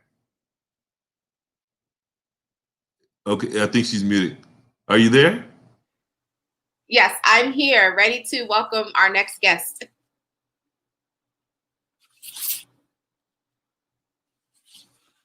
Hi, everyone. Well, welcome back. We are going to go back to another discussion for question and answer with another prominent change agent and amazing African-American leader in the country. So now we're going to welcome Lieutenant Governor of Wisconsin, Mandela Barnes. He's the 45th Lieutenant Governor, and I look forward to having this conversation with him today. Hey. Hello. Hi, welcome. Yeah, thank you so much for having me. How you doing today? I'm doing great. I'm doing amazing. So glad that you're able to join us and talk about how important it is for our community to show up at the polls, have conversation and dialogue, and be in community with one another. So without further ado, let the audience know who you are. I am a person here in Arizona currently running for office, and I'll continue to be amazed and inspired by your platform that you have in Wisconsin. So take it away. Well, it's very exciting that you are running. So again, I'm Lieutenant Governor Mandela Barnes, 45th Lieutenant Governor of the great state of Wisconsin, and I'm very excited to be here tonight, or this afternoon, I should say, with another swing state, another state that is constantly in play. And this is a year where we have to make sure that both of our states deliver. And I'm excited to be around so many wonderful participants. I see my really good friend, Amelia Sykes, see my frat brother, Aaron Ford as well. And I just want to thank our Voice, Our Vote team for hosting the rally to get out the vote, not just this November, but beyond November, because that's the important thing we need to realize, is that the show don't stop on November 3rd. We have to keep going afterwards. Yes, absolutely. Absolutely. I heard that you are a member of Kappa Alpha Psi fraternity. I'm a member of Alpha Kappa Alpha Sorority Incorporated. So it's really great to be among leaders within the Divine Nine that's really trying to build Black political power here and throughout the country. So can you tell us, me also too, and the audience, what does it mean to be a battleground state, right? Arizona, we are now have risen to the likes of a battleground state, and we're working really, really hard within the next 30 days to make sure that we have a positive, more reflective outcome for not only our communities in the state of Arizona, but for our country. Can you talk to us about that, coming from Wisconsin and also previously serving in the state legislature, how pivotal and how important it is? Yeah, absolutely. Also, shout out to my frat brother, Reggie Boland, for even putting out the call to me, sending the text to get me involved in this event. But being a battleground state means that every vote matters. I mean, every vote matters in any election regardless, but it's important for us to not forget or take any vote for granted. And I think that was a big problem that we ran up against in 2016. And I know my good friend, Katie Hobbs, the Secretary of State in Arizona, can attest. I watched her election play out over several days after the election day when they had to do all the final counting. And so here in Wisconsin, we're a state that Donald Trump got fewer votes than Mitt Romney did, but he still won. And so I like to tell people, Donald Trump didn't necessarily win Wisconsin. We just lost as Democrats. We didn't do everything that we could do as a unit to move people to the polls. And I think about, why is that the case, or why was that the case? And it comes down to communication. Communication is key. And always compare it to, not always, but I compare it to a relationship a lot. We take a lot for granted as Democrats. We think that people just expect that people know what we're doing, what we're up to, and that we still feel the same way about them after all these years. But we haven't had great communication over the years. And that's been a problem. And people have grown tired. And we saw that play out in 2016. This year, It's a lot different, as it was 2 years ago. With our campaign, it wasn't just about how bad the former governor was. It was about our values, it was about our vision, our plan to change the lives of people across the state of Wisconsin. And that's exactly what we have to continue to do with this election, in this election cycle. Everybody knows Donald Trump. He's been in the public eye longer than I've been alive. It's about making sure that people know who Joe Biden is, people know who Kamala Harris is and what they stand for, and what their plans are to address the crises that we face, be it the pandemic, be it racial injustice, be it the economic downturn that has come as a result of the health emergency that we're dealing with, and so many other things that people are dealing with, the immigration crisis, the climate crisis. I can just keep going on. But the fact is, we have to be able to deliver in a clear and concise way how we plan to impact those issues and what is our plan to get America out of this rut and to take us into a new generation, because we can't go back to where we were. We all have Obama nostalgia. I definitely wish Obama was still the president, but what we were fighting for between 2009 and 2016 is much different than what we're up against now. We're going to need Obama 3.0 at this point. Yeah. Absolutely. And speaking of which, when we're talking about how important and how pivotal this upcoming election is in Arizona, as I communicated with the last panel, that we're small, but we're very mighty. Arizona has around 3% of African Americans that live here in the state. How can our vote in Arizona make an impact in this election? Well, that's the thing. Arizona is, y'all are on the wire every time, which makes Black vote that much more important. And, it's a thing, too, where, no candidate can just take it for granted and just assume that as a Democrat, you're going to, get Democrat, or you're going to get Black people to vote for you, because that's just not the case. Even as Black candidates, you just can't assume that you're going to have Black people show up and vote for you. You have to show up as a candidate. It's not up to the voters to show up for you. It's up to you to show up to the voters, and then you turn around and compel them to come out to support you. And that was always a question too. Like, that was one of the reasons I decided to run for lieutenant governor, because the question was always, how are we going to get young people to show up to the polls? Because people under the age of 35 aren't showing up at the same rate as older age groups. How do we get communities of color to show up like they did in 2008 or 2012, but didn't in 2016? And my answer is you should probably just talk to them. I mean, it's as simple as having a conversation with people. There's always this effort to appeal to fleeting voters, right? And that's what stressed me out the most, probably in 2018, or even that was, some of the impetus for me deciding to run, because all throughout 2017, you just kept hearing people saying, how do we get these Obama Trump voters back? How do we get these disaffected people who voted for Trump? They voted for Obama, they voted for Trump. And my whole thing was I get it. Of course we want those voters back. We have an entirely new generation of voters who are either not showing up or are not being communicated to by any of these means, any of these methods. And I'm just why are we just going to sit here and spin our wheels, with people who voted for Obama, then voted for Trump? If people are still with Trump after all of his recklessness, after all of his racism, after all of his xenophobia, after all of his faults, if they're still with him, it's something much deeper. And so it's important for us to think about the number of voters who did not show up. Like I said, Donald Trump got 6,000 fewer votes than Mitt Romney did 4 years prior. But there were some 24,000 people, 22 to 24,000 people in Milwaukee County who didn't even show up in 2016. I would much rather hedge my bets on those people who didn't show up but have some voting history versus someone who cast a ballot for a person who could not be more destructive to this country. And if at this point we're still convincing people to not vote for Trump, then we are wasting time.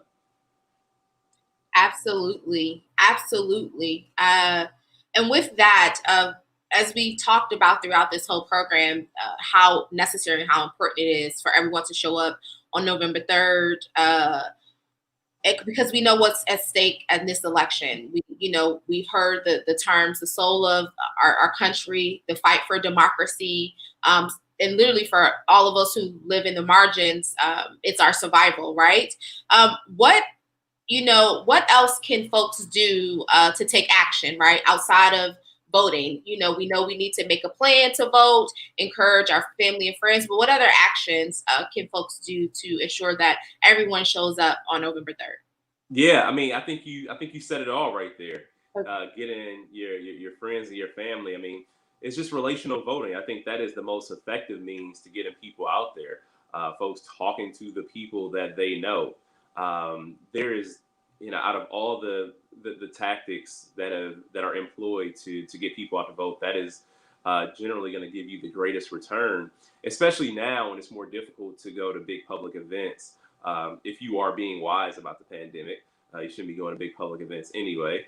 But even knocking on doors is going to look much different than it did in the past. So to maximize time and to maximize voter outreach efforts, it's important for us to start with our inner circle. And by doing that, essentially we all can be deputized as organizers.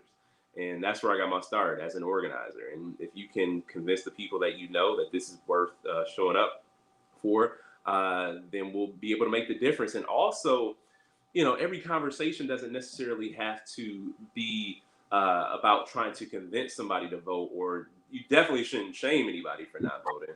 But you should start have conversations about what's going on and what's actually impacting people's lives, especially as people grapple with the uncertainty of the pandemic right now.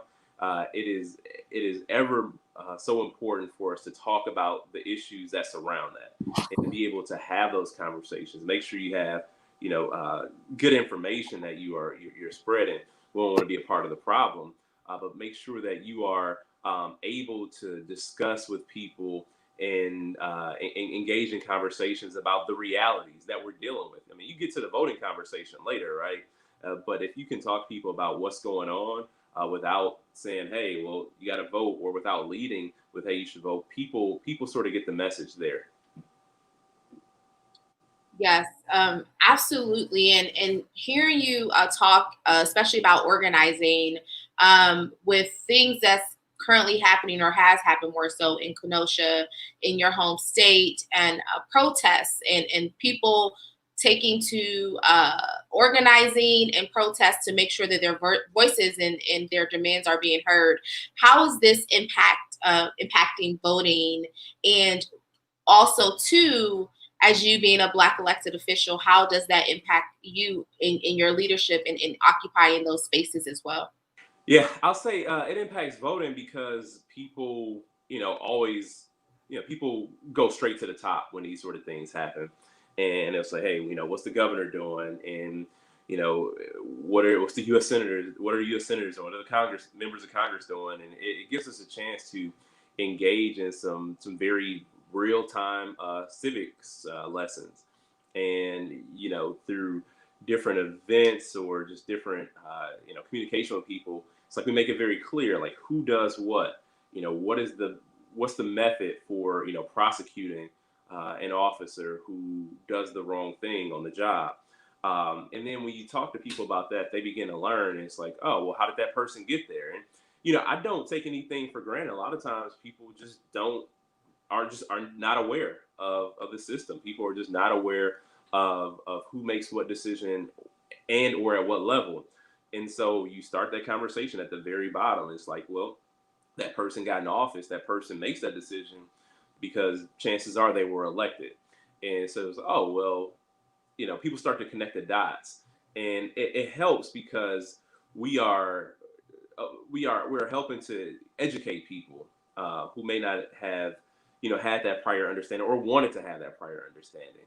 And the more we can, I always talk about the more we engage people, but the more we're able to educate people, I think the better off we'll be, not just in the midst of these tragedies, but afterwards, moving forward. I think we build more solid and a more stable democracy if we have an informed and educated electorate, more engaged populace. And so even being a Black person in this office, of course, it's a challenge because, you know, I don't feel like everybody takes on these issues the same.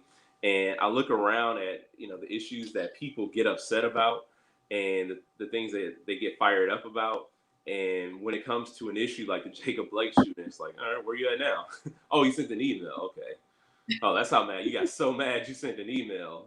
Oh, you Right. said something on Twitter too. Oh, you must be real fired up. All right, cool. Go off then. And Yes. so, like, they don't shoulder the burden the same, right? And I talk about, like, you know, I address these issues with the passion I address them with, because one, it could be any person that I know in that position, any person I grew up with, or a person I'm related to. But at the same time, it's what the position calls for, because we're having problems, you know, here in Wisconsin with dairy farmers, and there is a real crisis going on where dairy farms are shutting down, family farms, I should say, are shutting down, going out of business, declaring bankruptcy at an alarming rate. Like, if you think about the 2008 housing crisis, that's exactly what's going on in rural Wisconsin right now, in a different way, but the same intensity. And I'm upset about it, right? Like, I'm going to show up and I'm going to talk about that. But it's like, it's weird because, like, so many people in the higher positions, it feels like they just pick and choose the issues that they want to address, as if they don't represent everybody. And I'm not even just talking about Republicans, and they could take that how they want to. Maybe that's a conversation we'll have November 4th. But you know, it is certainly different having to take these on. But it's not a thing I'm complaining about, but it's something that should absolutely be discussed, because it's a true problem, and it's the reason why people are able to say, "Oh, Democrats don't care about this or that," and you know, on the whole, yes, we do. But there are individuals that, you know, don't always give issues of injustice, no matter where that injustice is. They don't give that injustice the time of day that it deserves. Yes. Absolutely. I am nodding my head because I am, you know, definitely appreciative of everything that you're speaking this afternoon, really speaking truth to power. And so we want to say here at Our Voice, Our Vote, thank you for joining us for this conversation. And before we head to our next segment, Lieutenant Governor Barnes, is it one last final thought you would like to share with the audience before I hand it over to Radhi? Absolutely. I just want to say, I touched on it before. November 3rd is not a finish line, people. November 3rd, even if we get Donald Trump out of office, that's not going to solve all of our problems. And I feel that even in organizing, even in party politics, too often we put this emphasis on elections as if an individual election is going to change every problem. And I think that's where people get turned off, because after Obama's election in 2008 and re-election in 2012, people didn't see their lives immediately change. And that's because they felt that Obama's election was going to change their lives. And we should never expect any one election, especially a presidential election, to change everything. So as intense as we are about this November 3rd election, we need to be just as intense about our local elections when they come up, because these are the races that are going to impact your daily life. But we need people who understand our issues and people who are ready and willing to address them at every level of government. If we have state legislatures across the country, legislative bodies across the country that aren't governing in the interest of the people, but we have the president, it's still going to be a problem. If we have local elected officials who are governing in the interest of people without a legislature, there's going to be a problem. So make sure we stay organized, and also make sure we get educated. And thank you so much for having me. And you're going to win that race, Whitney. Yes, I'm working to bring that same energy here to the 4th largest county in the country. So thank you so much. You heard that Arizona, we have to make sure that November 3rd is just the starting point. So we have to continue to apply that pressure and make sure that all elections and races that we pay attention to. Thank you again. I look forward to seeing you in the future. And thank you for all the amazing work you're doing in the state of Minnesota. Oh, now, Wisconsin. This is Wisconsin. How dare Wisconsin, you? Yes. Wow. Wisconsin, Minnesota, Wisconsin. Wow. Oh man, all right, New Mexico. Yeah. I'm thinking about the numbers and then everything that you were saying, and you are in Wisconsin. Yes, you are in Wisconsin. Thank you again. It has been such a great afternoon talking to everyone from Wisconsin to Nevada to Ohio, and then especially here focusing in on Arizona. Once again, I would like to make sure that you all know that we still have our local candidates coming up, and now here it is to redeem. Hey, it's great to see everyone again. Thank you, Whitney. Listen, we have some great Black candidates here in Arizona that we want to hear from. So our first one I want to introduce is Miss Burdetta Hodge. She is running for re-election in the Tempe Union High School District. Mama Hodge, how you doing? It's good to see you. It's good to see you too, Redeem. How are you doing? I'm doing well. It's great to see you, and thank you for coming on with us. So just share with us about your race and why your race is important, why the school board race is important. Okay, well, I'll tell you that I am running for re-election as the president of the Tempe Union High School District Governing Board. And I'll explain to you why I believe that governing boards, I think that the lower the level, the more impact it is in the community. Meaning that when a governing board makes a decision, it impacts you immediately and doesn't just impact you just with schools. We have the authority to actually impact you when it comes to your taxes, your housing, because if your schools aren't safe and you don't have nice, clean, safe schools, then your house rates will go down. So those are things that I look at when I tell you that it's very important to start at the bottom of your ballot and work your way up. Because, you know, when you start at the top and you get tired and you say, oh, I got my president, I got this and that, you miss the people that directly impact your life. So it's always good to start at the bottom and work your way up to the top. I am proud to be one of the first African-American women to actually sit on the governing board, to be elected in the East Valley. I'm also the only first Black elected woman in the city of Tempe and in Albuquerque and parts of Scottsdale too, because I have a little special Scottsdale. So it's important that I'm not the only. You know, we have Miss Trina who's running for Kyrene. We really do hope, because Kyrene has never had a African American of any sorts on theirs, as well as I was the first on mine. It's very important. I will tell you this, and I'll finish out what the lieutenant governor said. You can't change the world, but you can change your world. And by changing your world, you actually impact the world. So when you look at these governing boards and these city council races and the state legislator, they impact your world. So when you go out to vote as African Americans, we need to start putting more into our own races. And I looked at it's over 2 minutes. I am one about time. I thank you. I hope that you come out and vote for me in November, and we can do this and continue this work together. Thank you so much. Awesome. Thank you so much for sharing with us. And so we have another candidate, another Hodge.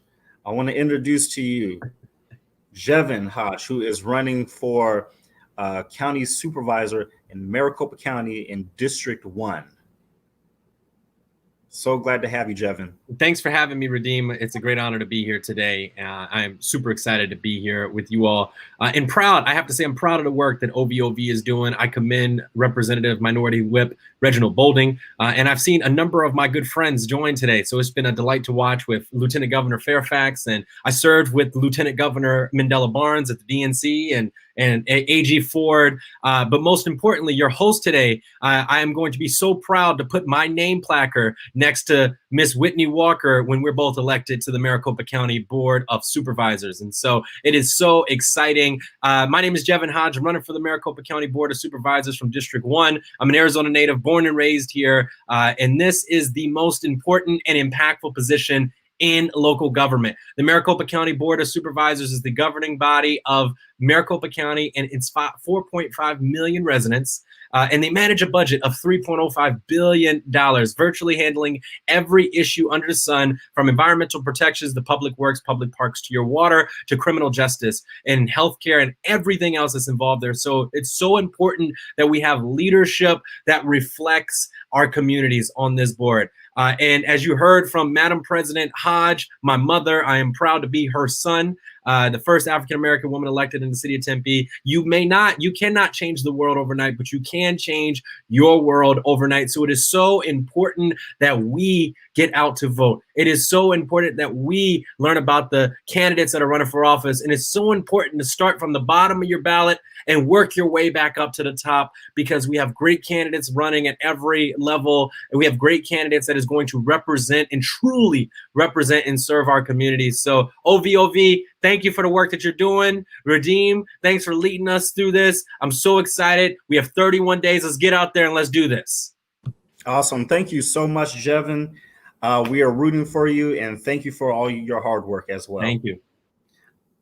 So our next candidate that we have is Mr. Mukhtar Sheikh. He is running for school board in the Baltimore School District. Mukhtar, just go ahead and share with us about your race and how can we support you? Thank you very much, Redeem. It's a beautiful day. It's very nice to see all these leaders that are running for offices. I'm looking forward to turn Arizona blue. I'm running for both elementary school board, and hopefully I will serve with you. We're both running. There's 3 seats open for both districts, and it's very important to have people from the community that sit on those boards, so we could serve our community well, inform our community, and make sure the decision we make helps our community gets better. The reason I got involved in the school is because I work with a lot of refugees in the state of Arizona, and I have dealt with a lot of school issues such as long-term suspension, language barriers, cultural sensitivity, what the school doesn't know how to handle kids with different cultures, different religion backgrounds. And so, and I spent there about 10, 15 years. I got very involved in the school system, and I had great people help me out, figure out. And something that I believe in, that we could bring the communities together and make our school better. Especially in our district, we have seen large private schools increase in our area, and that's a very threat to public schools. And we have to fight for our families. We have to present better opportunities and better education for our youth, for our young children. And I'm looking forward to serving school board to bring community on the board and make a collective decisions to strengthen our schools. Awesome. Thank you so much, Mukhtar. We thank you. Thank you for joining us. Thank you for having me, guys. Thank you. Yeah. And our next candidate that we have is Trini Nelson. She is running for school board in the Kyrene School District. And thank you for joining us, and just share with us. Yeah, thanks for having me. Again, I'm Trina Nelson. I am running for a seat on the Kyrene Governing Board. As Bernetta mentioned, I would be the first African-American person to serve on that governing board. And I'm running because I am passionate about education. I have 2 children who, like over 90% of Arizona children, attend public school. And I am deeply committed to making sure that those schools work for all students, especially regardless of zip code. In Arizona, we're an open enrollment state, so we have students from all over, and it's up to us to meet their needs and to have boards that are, there is one of my children, boards that are responsive to their issues. I am just really passionate about the equity work that we have been doing, and hope to be able to be a representative voice on the board to see that work continue.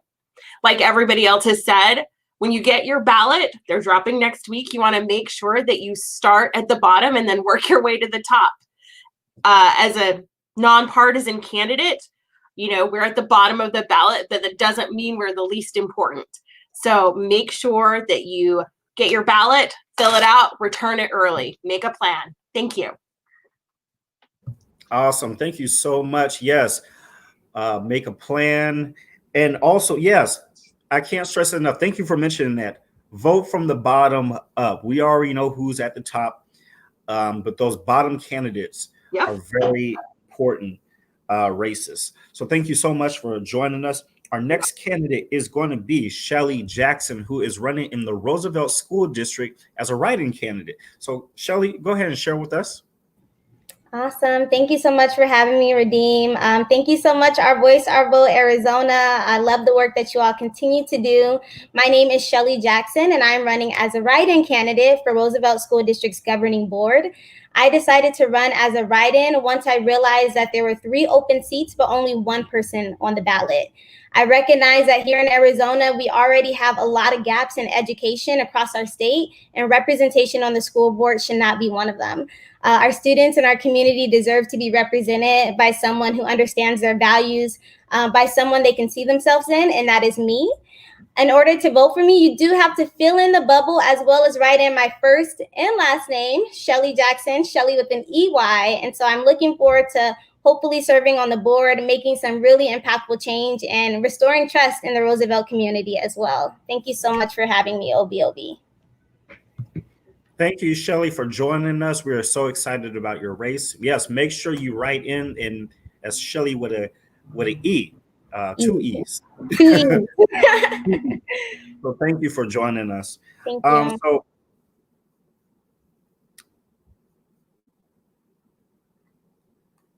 So yeah, it's great once again. It's great to have all these school board candidates who are joining us. Listen, vote from the bottom up. Actually, my state representative and LD24 Representative Jennifer Longden has this thing she's doing. It's called Bottoms Up. So yes, vote from the bottom up. Those small races are very important. So vote from the bottom up. Yes, that is so true. That is so true.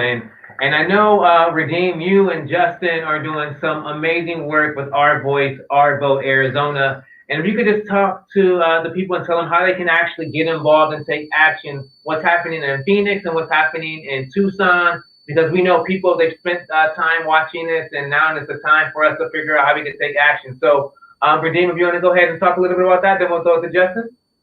Yeah, so what we're doing every week, actually multiple days out the week, Team Wakanda is reaching out to Black voters throughout the whole state of Arizona. Our goal is to turn out the Black vote, is to increase the Black vote by 7%. That means adding an additional 25,000 Black voters to the polls. Also, we want to support our Black candidates, the ones that you just saw here. There's so many Black candidates, and we want to support them, one by knocking on doors, making phone calls, sending text messages out. We're going to make sure that our Black candidates are elected. That's why we have started the largest and the first and largest Black Political Action Committee PAC in Arizona history.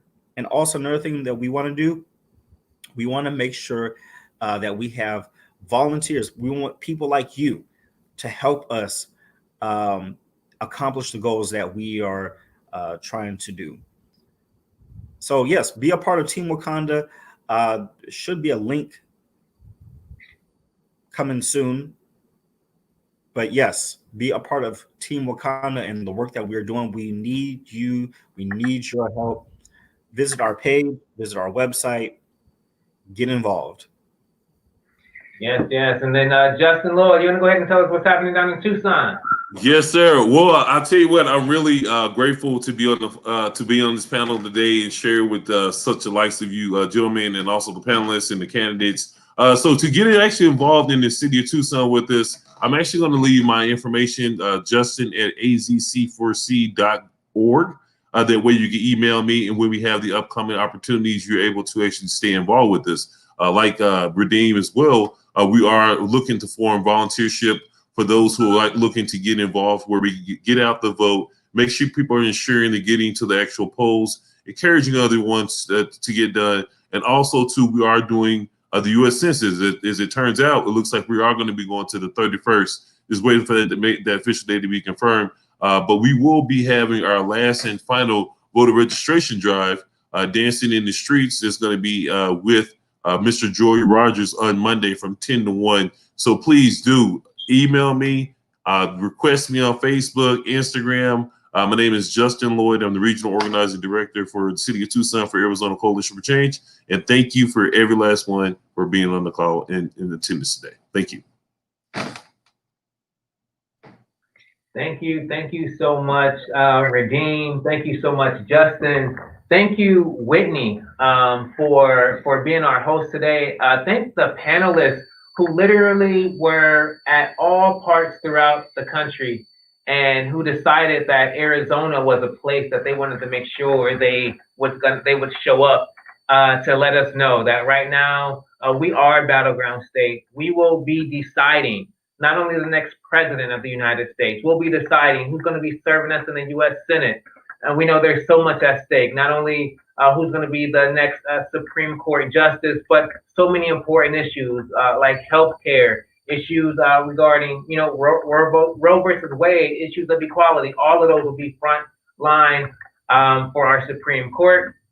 Even more so, we also know the next county supervisors, our next school board members, our next state representatives. Those offices are all up for grabs.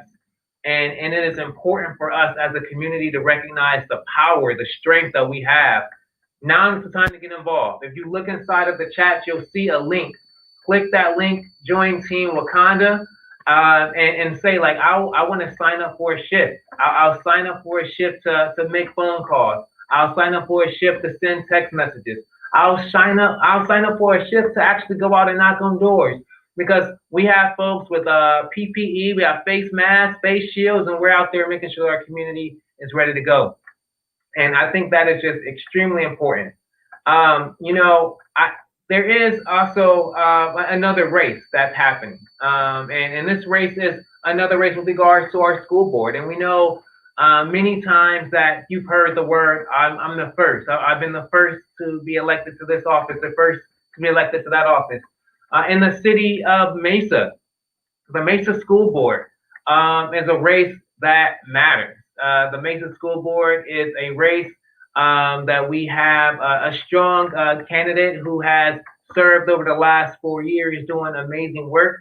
And Kiana Sears. Kiana Sears is, she has been doing the work, and she's up again. And I want to give her an opportunity to talk a little bit about herself and her race.